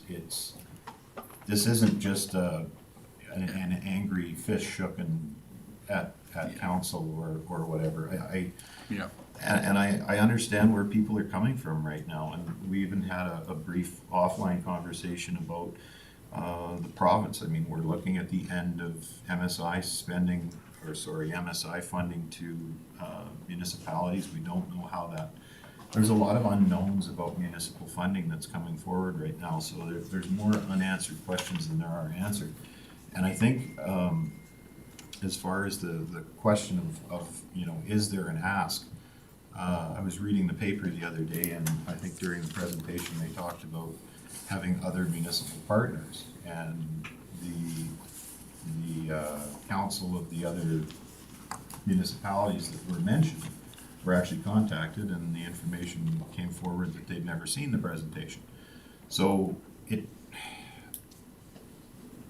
I think we need to be ahead of the curve on this. We need to know what the numbers are going to look like. We need to be very forward thinking on this so that we can give a very informed opinion and decision on it. And it's really difficult for me because people are asking me, well, what does Woodlands County think on this? I can't speak for council because we haven't really had the discussion yet. So it wouldn't be right of me in this position to say too much because I have my own opinions, but I don't represent council on them. So that's the reason why I think it's really important that we get this out sooner rather than later. Councillor Wilhelm. So, quick question with regards to the recommendation. So, is administration looking for us to decide today 1, 2, 3, 5 questions that you want us to conclude, or do you want us to give you suggestions? With regards to your recommendation, is that what you're searching from us today? Is a direction on the exact questions that we should put for the survey or whatever mechanism we're going to use to engage the public? Through the chair to Councillor Wilhelm, yes, in the first page of the document, handmark 7.3, were some questions that were formulated by administration, not meant to lead council, but maybe to help start the discussion. We are absolutely fine with council accepting this for information today and giving you time to then know what the survey should look like in conjunction with the presentation coming to you on the 17th, so it's ready to roll then. We're open, we're wanting to do what council wishes us to do on this matter. So, do we want to discuss questions today then? Well, and that's kind of another question, I guess, because when I get to the cancellation of the governance and priorities meeting, this is kind of where I was hoping we maybe get to push this to. So I know it jumps ahead a question, but is there an administrative reason to cancel it? Do you have time to go through a governance and priorities meeting, or? Through the chair to all of council, we simply were looking at council's time. At the time when we were going through the agenda, we saw the one item on the governance and priorities meeting, which was the discussion of the meeting dates for the summer. We made that assumption. We are absolutely open to not passing those items on the agenda and reverting to a GMP meeting on Thursday night. Again, probably erroneously on our part, we were just looking at council's time, thinking of some councilors driving for an hour and a bit to come and talk about meeting dates in August. Well, and to that point, it wasn't my intention to put administration on the spot or anything, and I appreciate you looking after our time, but I also see there is the county dust control policy that's in here too. And is that a new policy? Your worship, that is an old policy that the former council asked to have revised to a full cost recovery policy. Right. But is that policy in place right now? I believe council waived the policy for 2021. Okay. My point is, we've got a new policy. We actually have the governance and priorities meeting. I'd love to see this one at the governance and priorities meeting too, because this is something that I think that, and again, I'm sorry to administration. I don't mean to be jumping in here, but I think if this council's going to own the policies, we need to have a conversation about them. That's what the policy and governance and priorities meeting was all about. Sorry, I've been advocating for getting a governance and priorities meeting for so long, but I've always called it something else. So now we're actually got a name for it, and I call it by the wrong name. So that's in case people are wondering why I can't get the name straight. So that would be my suggestion is, and I know again we're jumping way ahead in the agenda, but I think this we can have a much better discussion at the governance and priorities meeting about it, and that dust control thing as well. So, Councillor Dean. Yeah, to that end, I'd be happy to move that we move this item, accept this item for discussion purposes, and move a further discussion into our governance and priorities meeting set for tomorrow. Okay. Motion on the floor from Councillor Dean. Shannon, you're okay with that motion? It's good, clean? Any discussion on it? All in favor? Any opposed? Carried. Okay, that brings us to, where are we here? 8.1. On that point too, Yep. with regards to governance priorities, I believe, is it Corporal Dodds? I can't remember. Oh, Sergeant yes. Dodds. Yep. He also had something that he wanted us to discuss to bring back to them before April. is that something we would also put into the GMP meeting as well? And then we could essentially have our Yep. 4 topics that we would want. You know, and as we were going through that, I brought that up and I've already forgotten it, so I need to write better here. But yes, that absolutely. Councilor Dean? Okay, so I'm just wondering if there's any flexibility in time for this meeting tomorrow, whether we could move it earlier in the day. I know it's difficult for people, and I don't know if people had already taken it off their schedule, but I kind of had.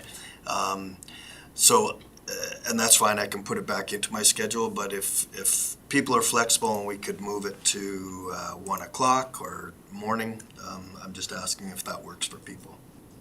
I have something at 1 o'clock on that day, but, weigh in, council. I'm not available at 1 o'clock. I'll be working. What, first thing in the morning, like 9 o'clock, 9:30? I'm gone from You're 7 gone. a.m. Okay. till about 2 p.m. Okay, that's fine, yeah, just was hoping. Okay. I You're was good. just Go gonna ahead. say, I don't know where it's at, if either, we moved it a little bit earlier, but I'm gonna be working nights here, I'm starting tonight, so we don't wanna get too much into an afternoon. So. Okay. So we'll leave it where it is, so,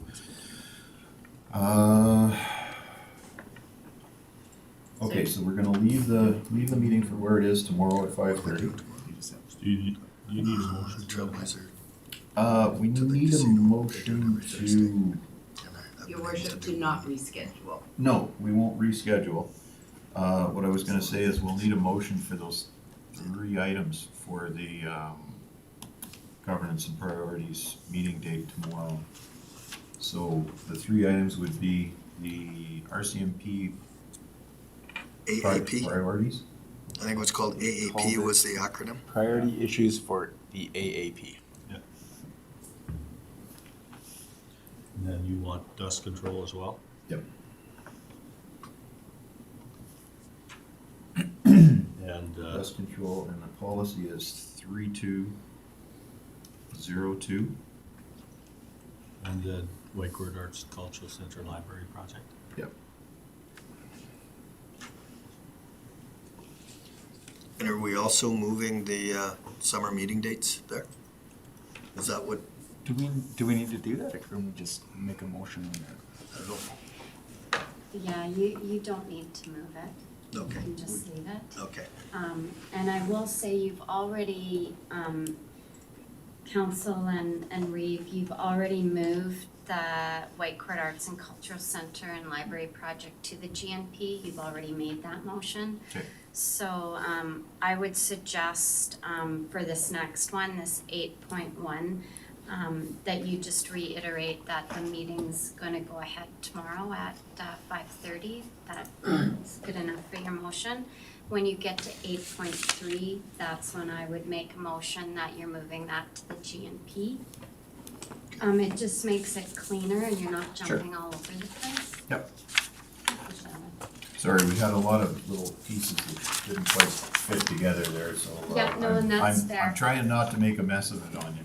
No, and that's good. And as far as the RCMP discussion, you could make a motion in your reports and just indicate that you're going to add that discussion on the RCMP AAP, which are their priorities that they're looking for, that's going to be added to the GNP tomorrow. Okay. So that one's gonna be done at 8.1. Nope, 8.3.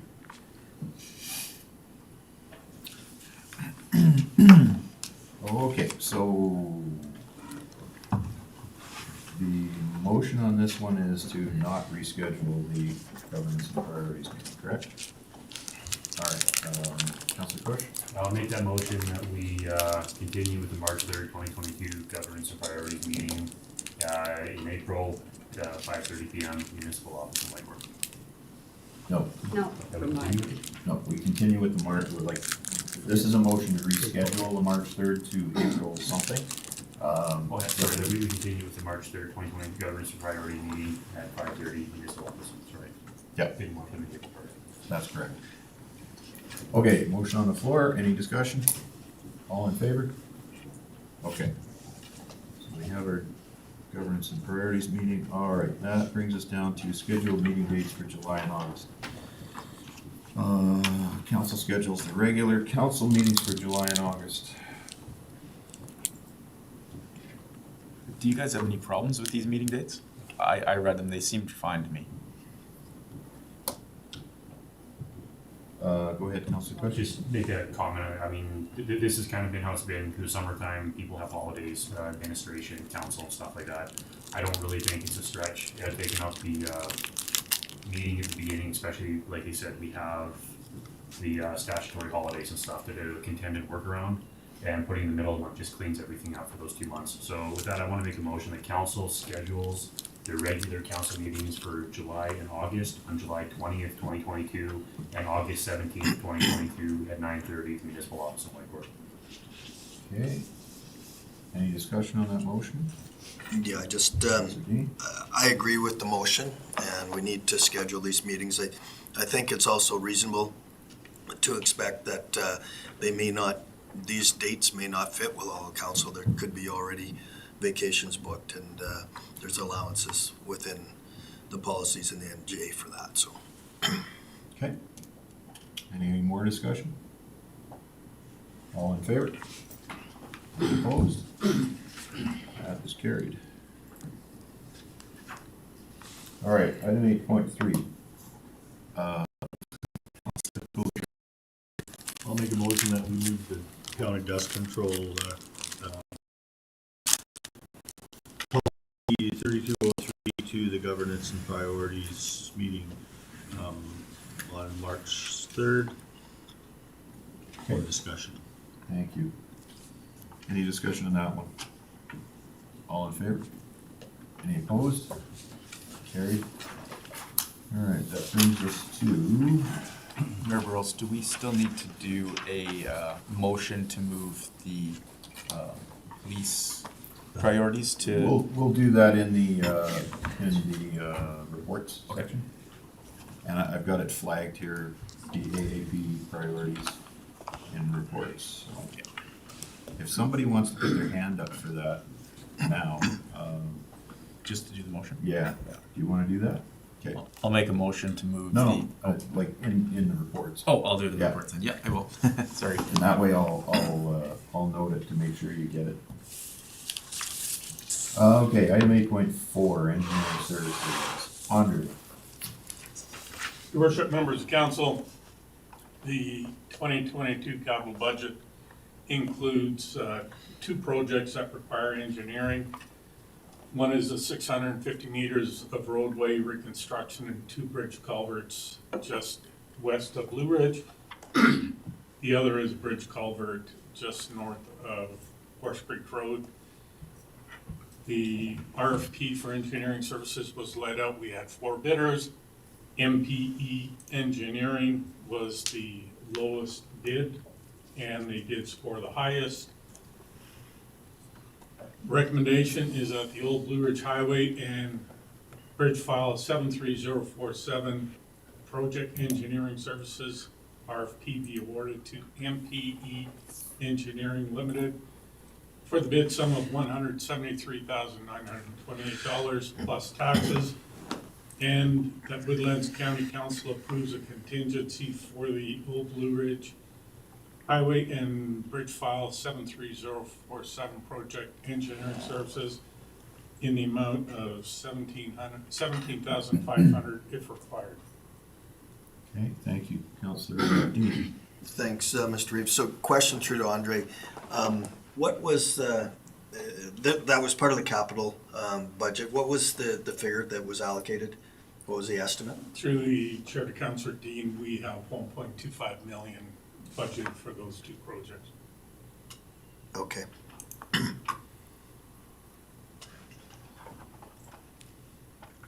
Okay, any other discussion? Questions? Councilor Prestich? Do you have a breakdown, or through the chair to Andre, is there a breakdown of the 173,928 per project? Through the Chair to Councilor Prestige, we did ask for a breakdown. So their bid was actually broken down to the road work and the 3 bridge files, so that we can allot the proper amount of engineering to each one. Council Christie? Is there still gonna, like, I think the Blue Ridge one was 800,000? I believe 800 or 850, something like Yeah. that. Is taking the engineering off, is that still gonna allow enough money to finish the road? We did take the engineering consideration. It'll be close. With that, I'll make a motion that the old Blue Ridge Highway and Bridge File 73047 Project Engineering Services. I just put my glasses on. RFP be awarded to MPE Engineering Limited for the bid sum of $173,928. Okay. Any further discussion on that one? All, Councillor Cooper? Do we need to include the contingency in that motion? It's a Or is separate that motion. Separate motion, okay, thank you. No, no other discussion? All in favor? Any opposed? Carried. Somebody want to, Councillor Wilhelm? Motion that Woodlands County Council approves a contingency for the old Blue Ridge Highway and BF 73047 project engineering services in the amount of $17,500 if required. Thank you. I just had a question pop into my head. I'm gonna accept the motion, but I'm gonna ask a question to the that relates to the motion. So we were having engineering in place to actually pave that and do some realignment and all those other things, correct? For the, Old Blue Ridge Highway in the past? sorry, I don't understand the question.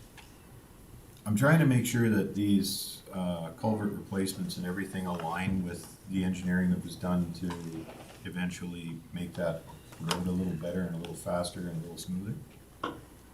We did commence engineering on that, did we not? Years ago? I don't believe that area or that section was engineered prior. Okay, We made a motion to include it in this year's budget. okay. Councilor Dean? Yeah, that section currently is paved, right? No, it's not paved.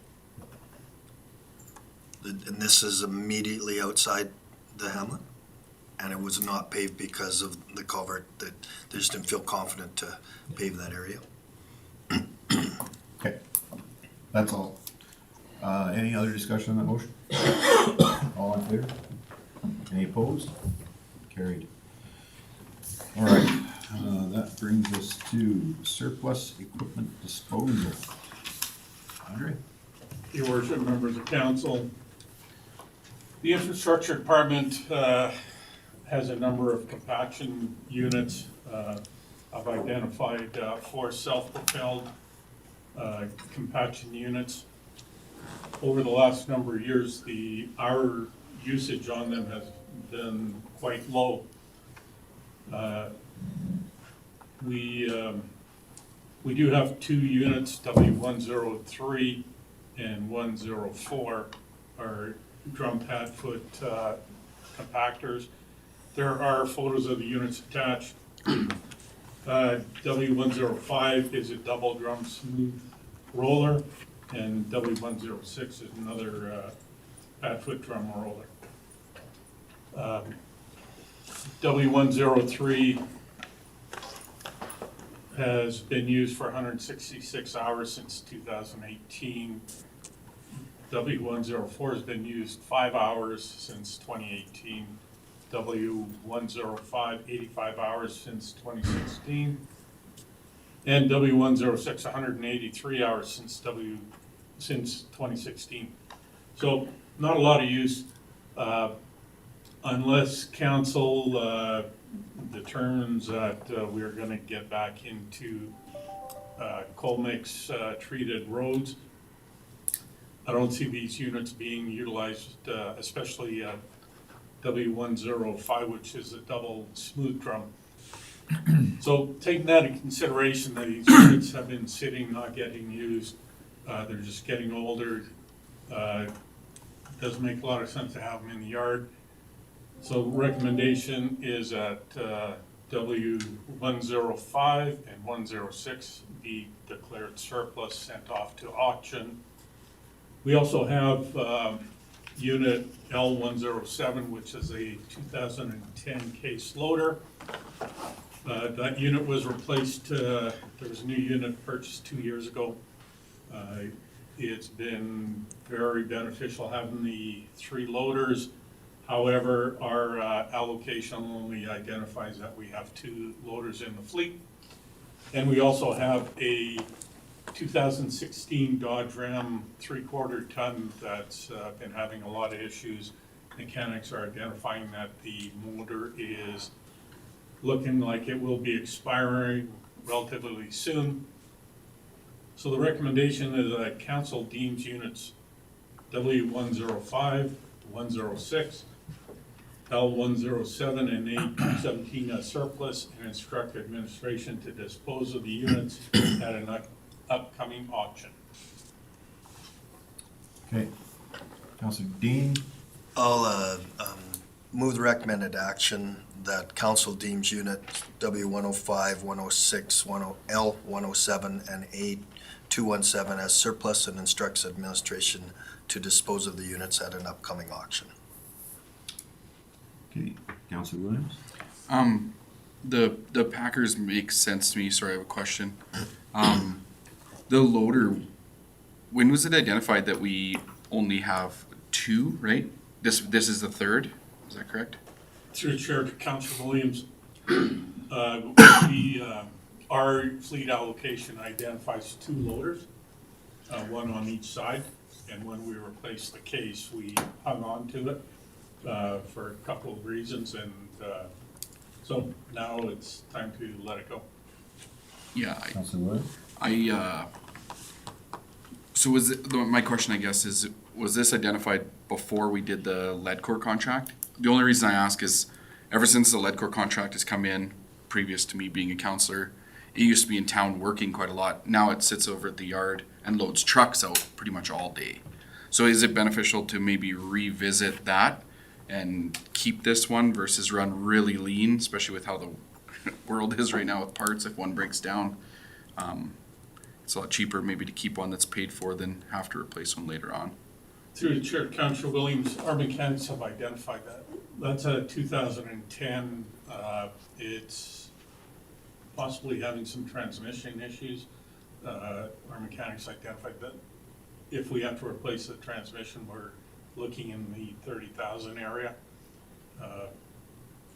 Comes down to how much money are you gonna put into a 12-year-old piece of equipment. Councilor Prestige first, then Councilor Wilhelm. Through the chair to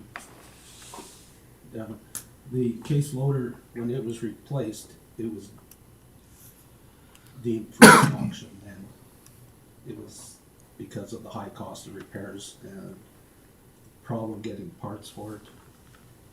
And that's why we bought the new Hyundai loader, was to replace that one because of the issues we were having with it. So, like, to keep it on is a liability. Councilor Wilhelm. I got a couple questions, like, again, with regards to 107. If it's a transmission issue and it's gonna cost $30,000 to fix the transmission, that seems to me a small cost for a piece of equipment this size to keep something that could be either an emergency use item or something that could be redistributed or repurposed in other areas of the county for use, right? Like, we're continually cutting our service levels throughout the county on things. Is there a way that we can utilize this equipment? What if one of our 2 newer units break down and we have nothing to replace them? Then we have to buy a brand new loader to replace that one, where we have one 30 grand. in our inventory already for $30,000 to replace the transmission. That's item, or question, I guess, comment number 1. Number 2, with regards to to the light duty truck, again, we've got a bad engine in it. We know it's impossible to get trucks right now. So again, what do we put?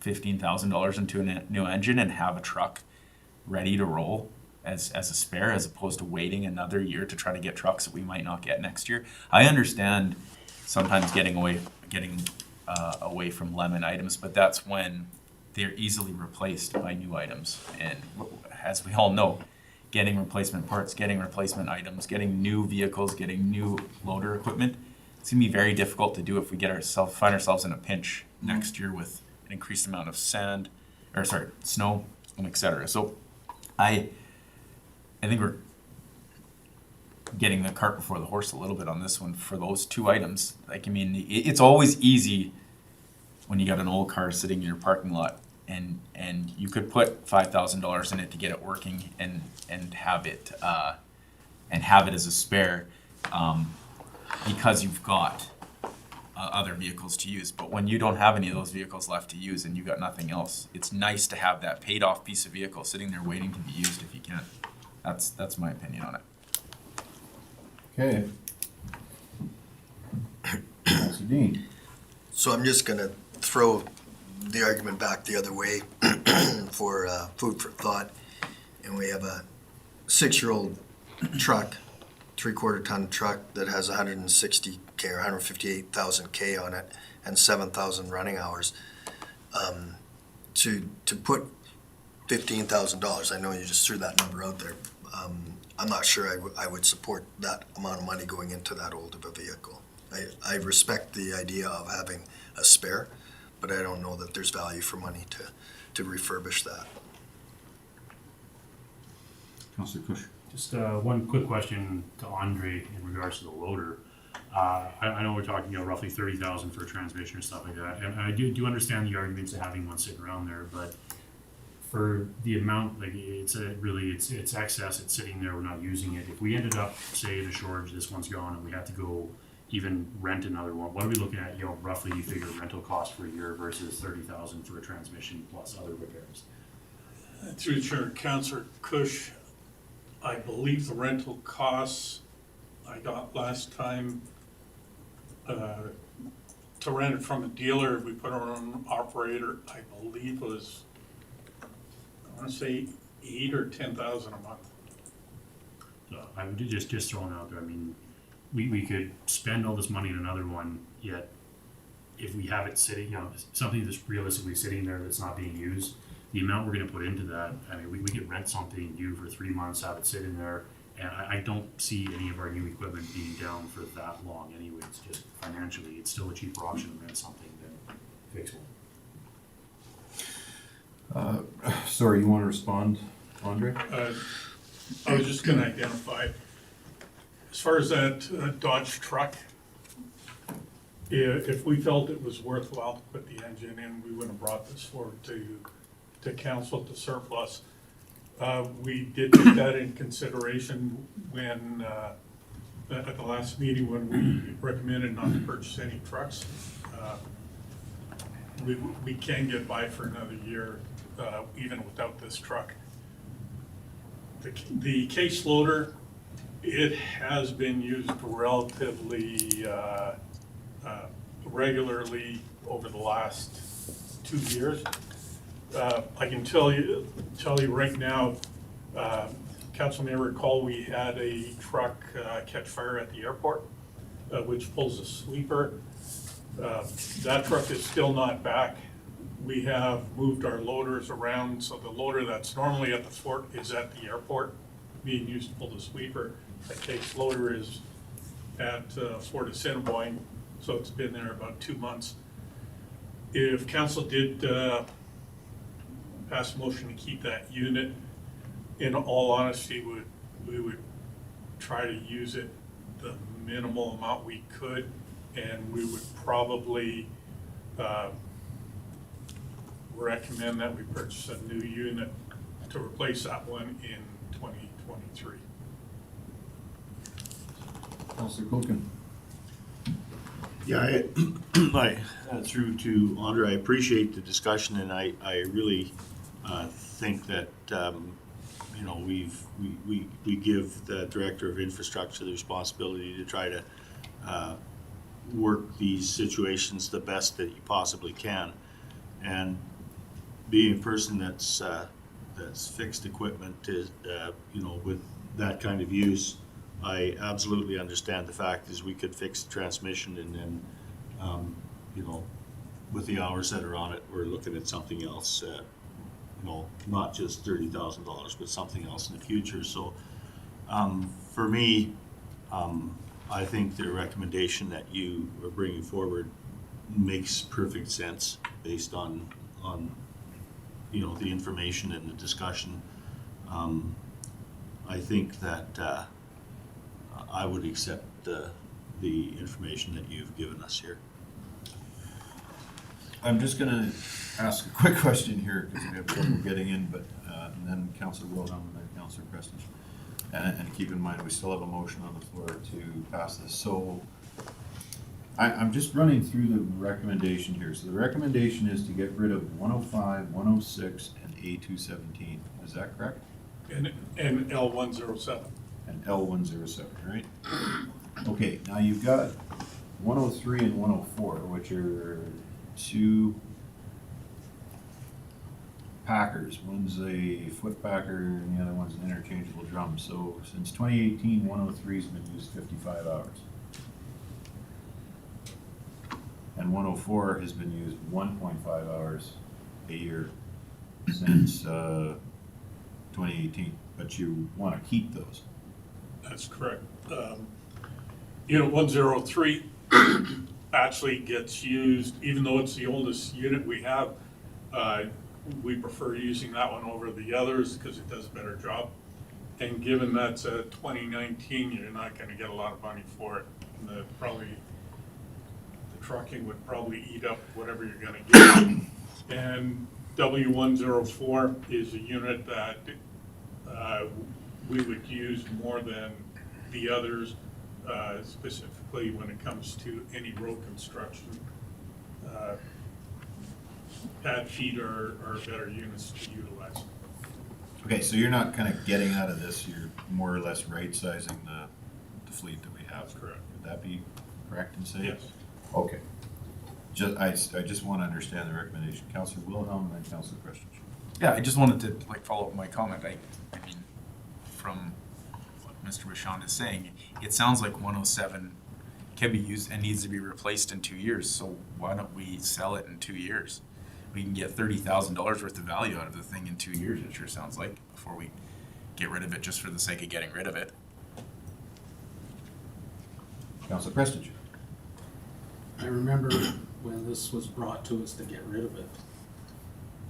Well, I can remember when I was working with the county. This thing was broke down more than it was running. It would take months and months to get parts. Am I right, Andre? Through the Chair to Council Prestige, that is correct. And surprisingly, the last 2 years that unit hasn't broke down, which is Yeah. So, like, there was a reason why we bought the new one, and this one was scheduled to go to auction back then because how unreliable it was. Yeah, and I think that's a piece of, in this discussion, that's a piece of history that's not there. So that loader, that case loader, we authorized, was it 2 years ago? 2.5? The purchase of a new loader to replace that case loader, and it was supposed to go 2 years ago. I'm not sure why it's still here 2 years later, but Because they're still using Because it's convenient. exactly. It's convenient. it. Hey, but we can't replace it with anything right now. We can't afford a new one. Oh, if I may. We didn't need 3 loaders 2 years ago. We still don't need 3 loaders. I respectfully disagree. Andre says Councillor Williams. Yeah, I disagree. That we're currently using that loader right now to maintain our lead core contract in Fort Assiniboine. Without that right now, we'd be renting one. Am I wrong to say that? through the Chair to Council Williams. We are using it at the fort because we had to take the fort loader to the airport. If we did not have the case loader, those two loaders would stay where they were. We would have had to figure something else out to pull the sweeper. So we would have potentially had to rent some piece of equipment. It just, I cannot wrap my head around why you would sell something that we need to replace. We've recognized that there's a need for it. Why would we get rid of it before we had another one in place? It doesn't make sense to me, but. Andre? Through the chair to council, in the past, as was mentioned, we had two loaders. Whenever we were doing an operation on one side or the other, we would move one of the loaders to the other side. For instance, when we were pickling our sand for the winter, we would have both loaders at one location. And then move it to the other side to do that job. Since we've had the three loaders, we're not moving loaders. You know, we can keep doing other work at one site and move that third loader over. So, you know, we've operated with two loaders in the past. We can operate with two in the future. It's very, what's the right word? Gives us a lot more versatility having the three. Makes it easier, but do we really need three? Some of our staff feel yes. I think it's just convenient having the three. Sorry, you had your hand up. No, I already said my question, sir. Councillor Dean, go ahead, and then Councillor Preston. I'm gonna pull my question until the discussion about, my question relates to the rationale and recommendation to the truck.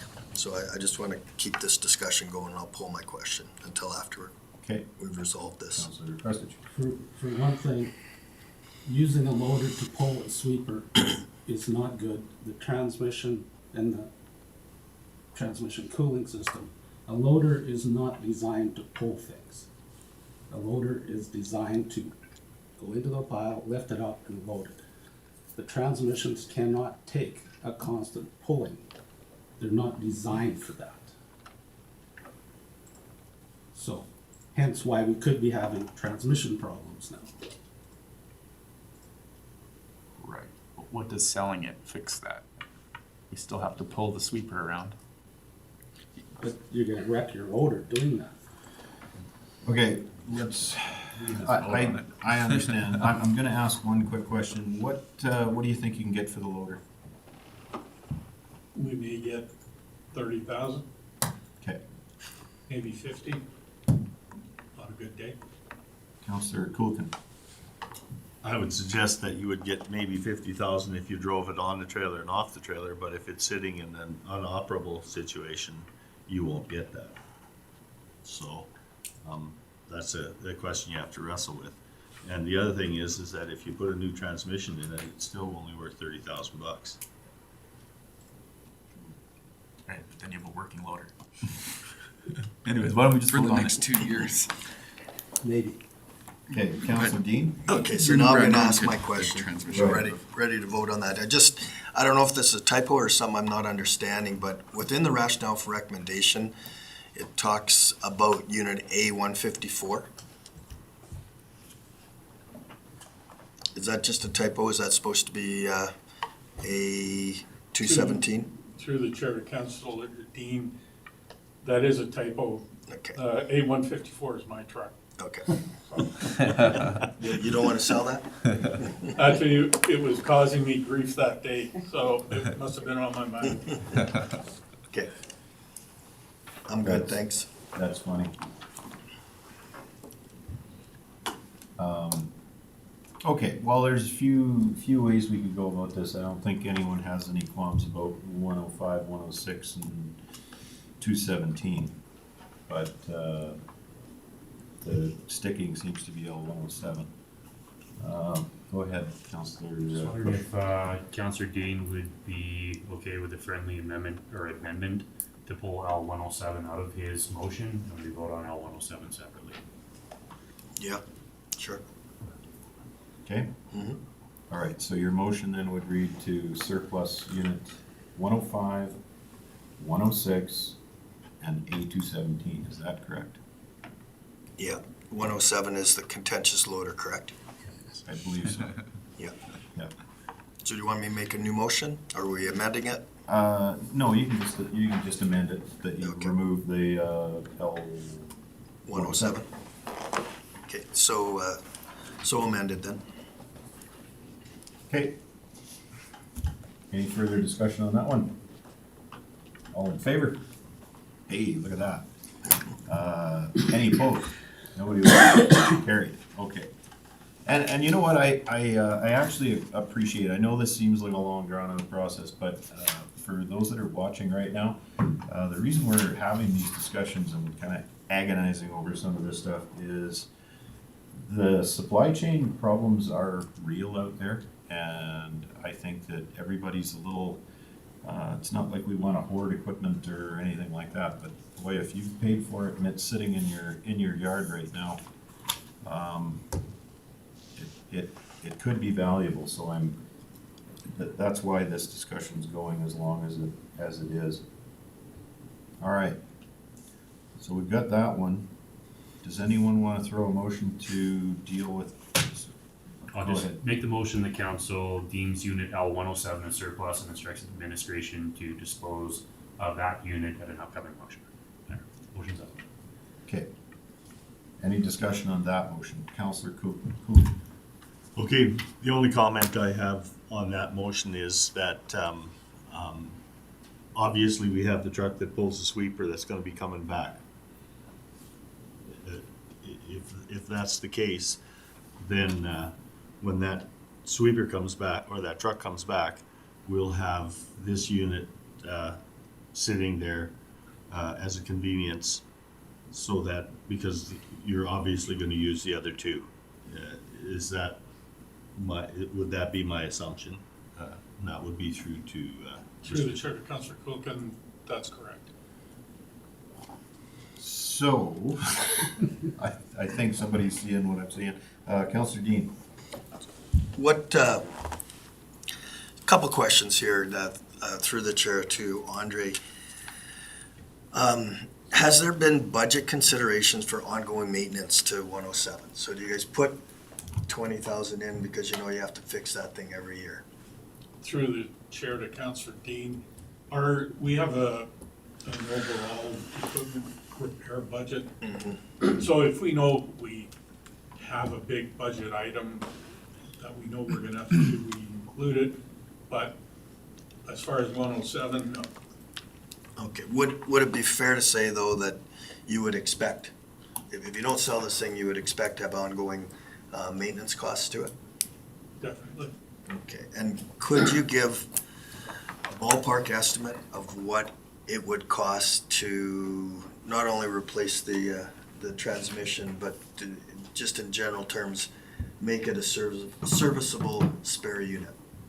Through the chair to Councillor Dean, as it sits now, it's a usable piece of equipment. We would not be doing anything to it until something fails on it, other than regular oil changes, filters, stuff Okay. like that. Okay, good enough, thank you. Councillor Wilhelm. I guess a bit of information I'd like to know. What does a new loader of this style cost the county to replace? Through the chair to Councillor Wilhelm, going from memory, I'm thinking we were around that 200, I want to say 270. But equipment's gone up, I believe about 20 to 25%. I did meet with the equipment salesman yesterday. If we ordered a piece of equipment today, we may get it for September, October. And I'll just preface the last bit of my argument with the old adage, a bird in the hand is worth two in the bush, right? If we have the equipment here, it's working right now, we might need it. There's no reason to put ourselves in a situation where we might not have a piece of equipment we need just to sell it. That's all I'm saying. I don't think we should sell it. I want to weigh in on this, but I don't want to speak out of turn, so I'll go after Councillor Cush. Just to Andre there, to the chair. If, say we kept this unit and, you know, we get the parts or whatever for the sweeper and this thing ends up sitting for a while, what's the viability of using this as like, you know, before something happens? Is there a chance we could use this for a year or 2 years as a spare, or given your mechanics, I guess, recommendation, or, you know, there's no knowledge on this, you know, is this something where we have it sit for like 2 months and we're throwing 30,000-40,000 into it? Through the chair to Councilor Cush, you know, when you have a 12-year-old piece of equipment, it's kind of a crapshoot. Like I said, the last 2 years, surprisingly, nothing's gone wrong with it. It doesn't mean, you know, next week something doesn't fail in it. Other than the transmission, there are some oil leaks on it that we've been dealing with. As I said earlier, if council decided to keep the unit, we would budget to replace it next year.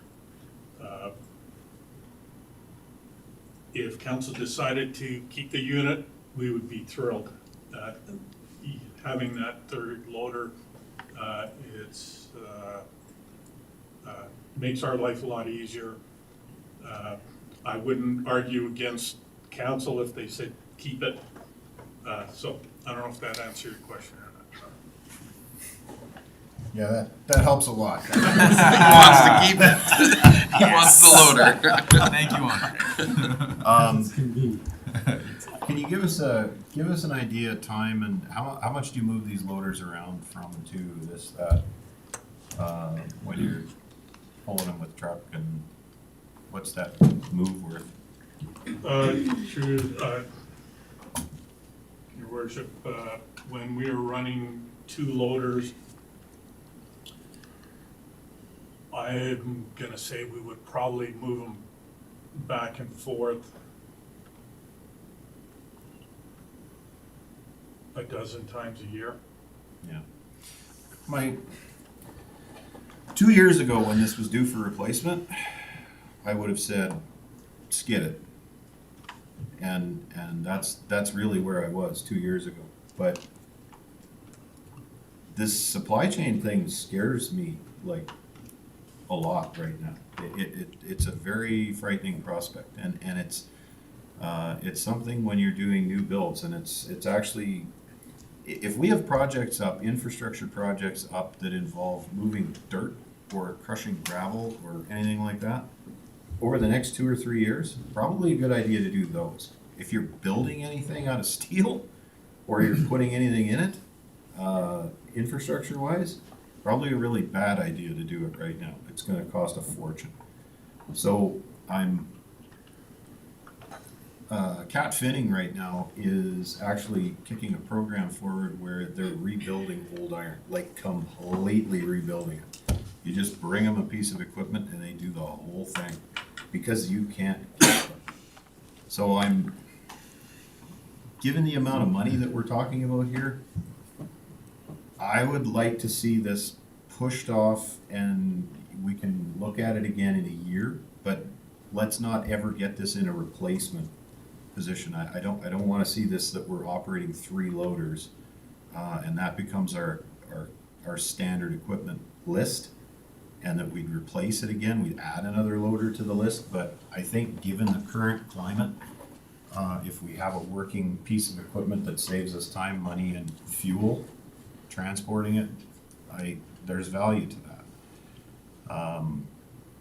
That's, again, where I was 2 years ago is not where I am today, because we're in a very different world. So I would actually vote to keep it, but reevaluate it in a year. Councillor Prestige, you can.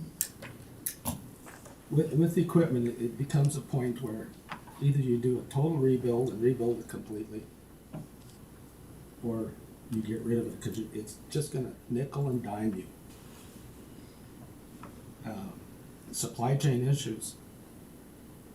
You should check and see if there's a transmission available. I bet you for a case loader you won't find a transmission. Case is not that popular of a loader. Parts are not easily available. So, and if you got a $30,000 loader and you put $30,000 into it, you still got a $30,000 loader, which then a rear end can go out a week later, which would be another $20,000. It becomes where it's just a money pit. It doesn't matter if it's a convenience or not. It's the end dollars when you're done with it. How much money have you put in this, and how much revenue have you got from it? So I worked around that loader before. I seen what the problems we had with it, and I think it should go. Okay, keep in mind, we haven't had this much discussion around a $7.1 million debenture as we did around this $30,000. So, with that, I'm gonna suggest that we, call the question unless there's further. I think everybody's had their say. So, the motion on the floor from Councillor Cush is to get rid of the loader.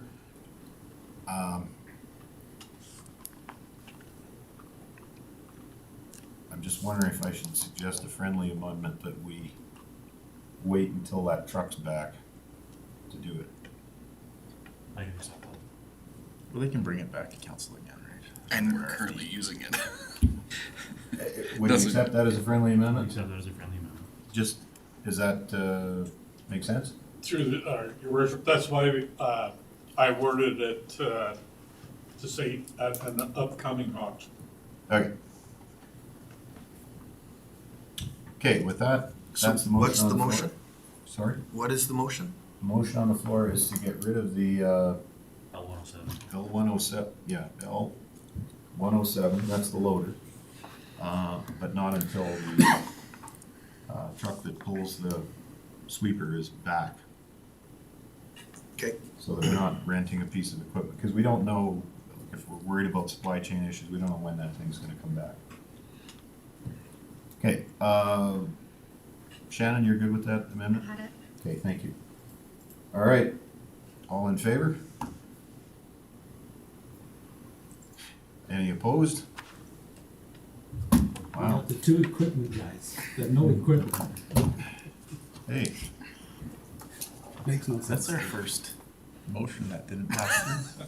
that's okay. That's not what I would've If guessed. there's, what did MacArthur say? If there's 7 generals in a room and everybody agrees, somebody's not doing their job, so. And, okay, so further to this, I think, I'm gonna throw a motion on the floor that we make sure that we don't increase our complement of loaders to 3, that this is kept as a spare unit, not to be replaced. And then we reevaluate keeping this or selling it again in a year. Is that fair with council? I don't want to add to our equipment Yeah. list. Yeah. My reason for keeping this, and I think Jeremy's reason for keeping this is because we're worried about supply chain issues and yeah. Not So- increasing the level of service. Currently That using was my, like, I see it almost every day. It's still Yeah. being used, so that was my concern with it right So- now. That we reevaluate the equipment in a year. 7.1 million. What's that? Oh, sorry, I was just thinking. Is that your motion, Bruce? No, I was sleeping. That's my motion. Any discussion? All in favor? Any opposed? It's carried. Okay, where are we? We have lunch yet? Not sure, your worship, we can, It's on its way, that's all I. Oh, can did say. you did order lunch? Let's keep going. Does anyone need a break? He's away for lunch. No? We're okay? Well, lunch isn't here yet, so we'll keep going. I'm just looking at, We have our legal at 12:45. right.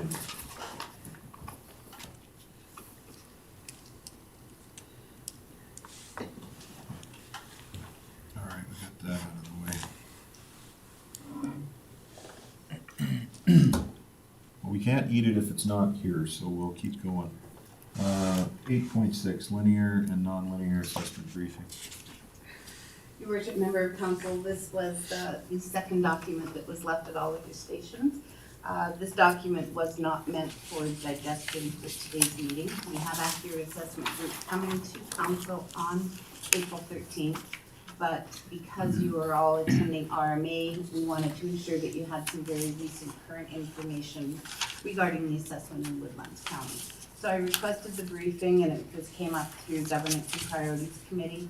And this briefing is for council and administration only at this point, because the group will be coming to council on the 13th of April. So simply as a consideration to prepare you for RMA. Okay, thank you. And I think this is really important too, because I know this well drilling equipment tax, they said it was originally gonna be temporary and now it's permanent. So there's effects to the municipalities on that, and we haven't had a good discussion about that. So thank you very much for preparing that for us. Do we need a motion to bring that for information, or? Yes. That's what the motion is. just Councilor to, Wilhelm? Motion to accept briefing from Accurate Assessment Group for information. All in any discussion? All in favor? Any opposed? Okay, good. Census information, item 8.7. Your worship, member of council, this is an item that had been discussed at the administration level earlier on. I know that we have always used census data for some of our cost sharing numbers. Councillor Wilhelm also suggested this at a prior council meeting. So administration did some research on this and was reminded by municipal affairs that they have changed and repealed some of the legislation in the MGA as recent as 2020. And now as a municipality, we still have the ability to do a census, but municipal affairs will not use that data. Not to say they won't ever will. If it comes up very different from what the province has, we can present our case as to why. So there's some things going on at the provincial level that are going to affect, and we may have access to a lot more information than we ever had. I'm bringing this forward now just as information. If you are going to do a census, it must be between April 1st and June 30th. Currently with staffing levels and experience in the department, I'm just being kind of honest that it would be a struggle for administration to undertake a census in this year. Where does that put us with the administration and with the arbitration end of things, kind of requiring that data? Through the chair to all of council, it is written numerous times through the arbitrators award that the census data used will be that is recognized by the province. Oh, okay. They went up at the same time. I'm gonna go with Councillor Kuchen. Well, with that, I will make a motion to accept the census report prepared by administration as information. Okay, motion on the floor from Councillor Kuchen, it's accepted. Councillor Dean, did you want to speak to it? Yeah, I just speak to the motion, it's fine, it's just something for clarification. When I read this RFD and I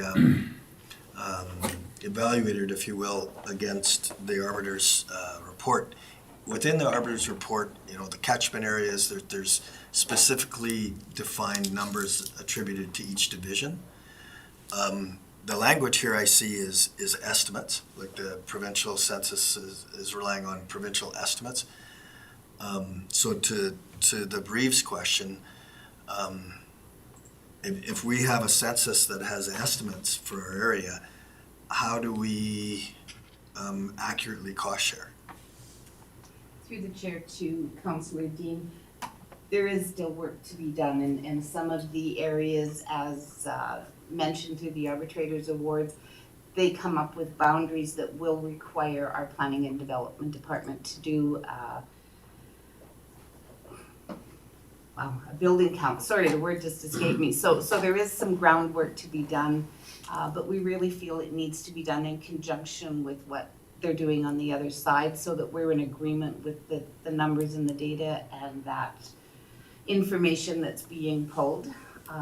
We have, through doing this research, made some significantly great contacts at the provincial level and have a much greater understanding of the data and how they're gonna be pulling it all through, so I believe that the estimate factor of it will not be an issue long-term, and we can deal with those isolated areas where the division line is specified in the arbitration award, and do a significant amount of groundwork then to come up with more accurate numbers.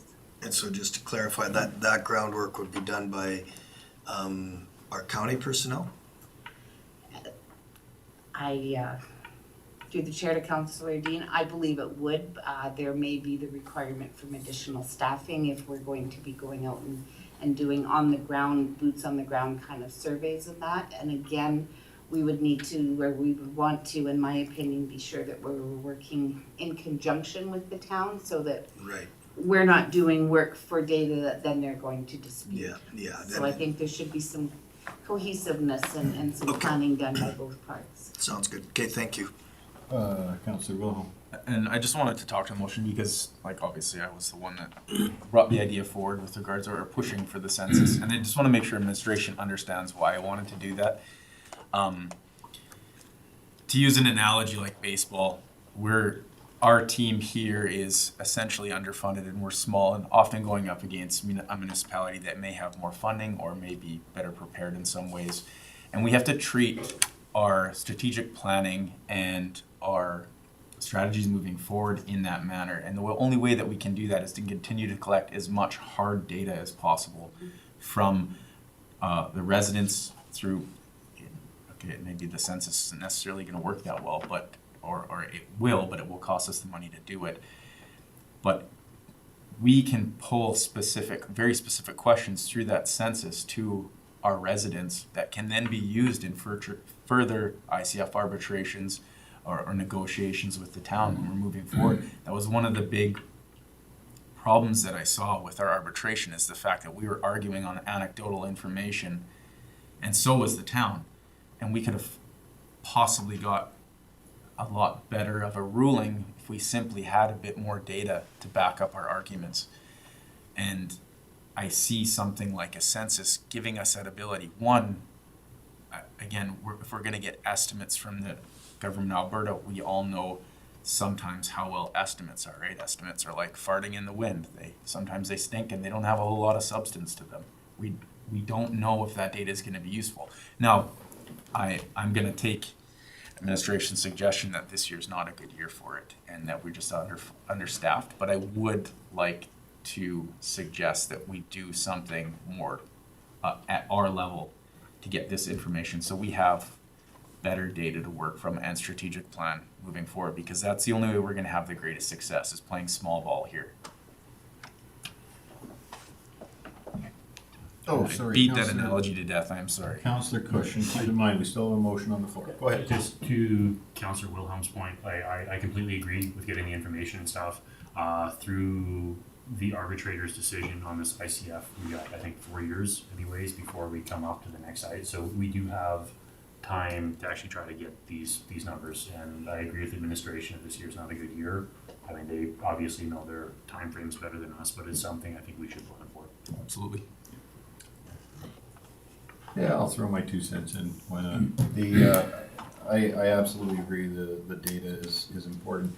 One question I am gonna ask to admin though is all these studies on everything, who's gonna pay for that, and is any of that part of the award? Through the chair to, Well, I'm sorry, I'm not, They're asking for specific census data that's to be conducted. I mean, have we gotta sell all our expensive loaders to pay for it, or do we get any help from the town? Like, isn't that part of the issue? So, through the chair to all of council, and I believe that's why and this is just my opinion, to try and push through a census in 2022 when we don't have the knowledge base within the staff and we're coming at it very much close to when it would need to start, is premature. like, Once we are with the agreements and working through and working with the town is probably a much better opportunity. this is the frustrating point. So, I mean, basically what you said is that we have to possibly hire staff in order to figure out how much money we have to pay another municipality, is what you said. And there's something in this ICF legislation that doesn't make a lot of sense right now, if that's the case. Because to me, hiring a bunch of staff to do a bunch of studies and all the rest of it does not pave a road. It does not get better snow clearing. It does not get better access to services, which is what this whole ICF legislation was supposed to be in the first place. So, yeah, for the people that are watching the meeting, the ICF legislation is brand new, and there's going to be some trials going through this. Unfortunately, I think that a lot of them are being seen here in between Woodlands and Whitecourt. But there are some definite vagaries. So, with that, we still have the motion on the floor. Anything to the motion? All in favor? Any opposed? It's carried. Excuse me, your worship, I can go and bring lunch in now, it is Oh, here. cool, yeah. Okay, so we'll break for lunch at need a hand, 12:18. We have the legal, 12:45 they're coming? Yes, Okay. We'll be ready. if I could just, if council could just give me a moment.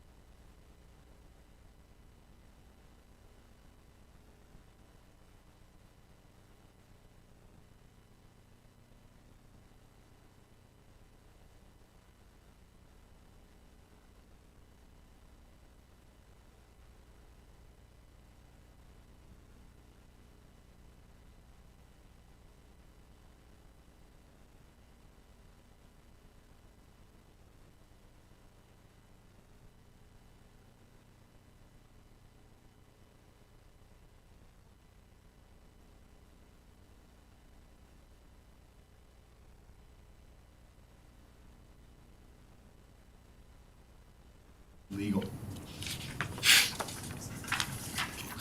Hey, welcome back. We're just coming out of lunch. We're a little bit tight on time here, so we have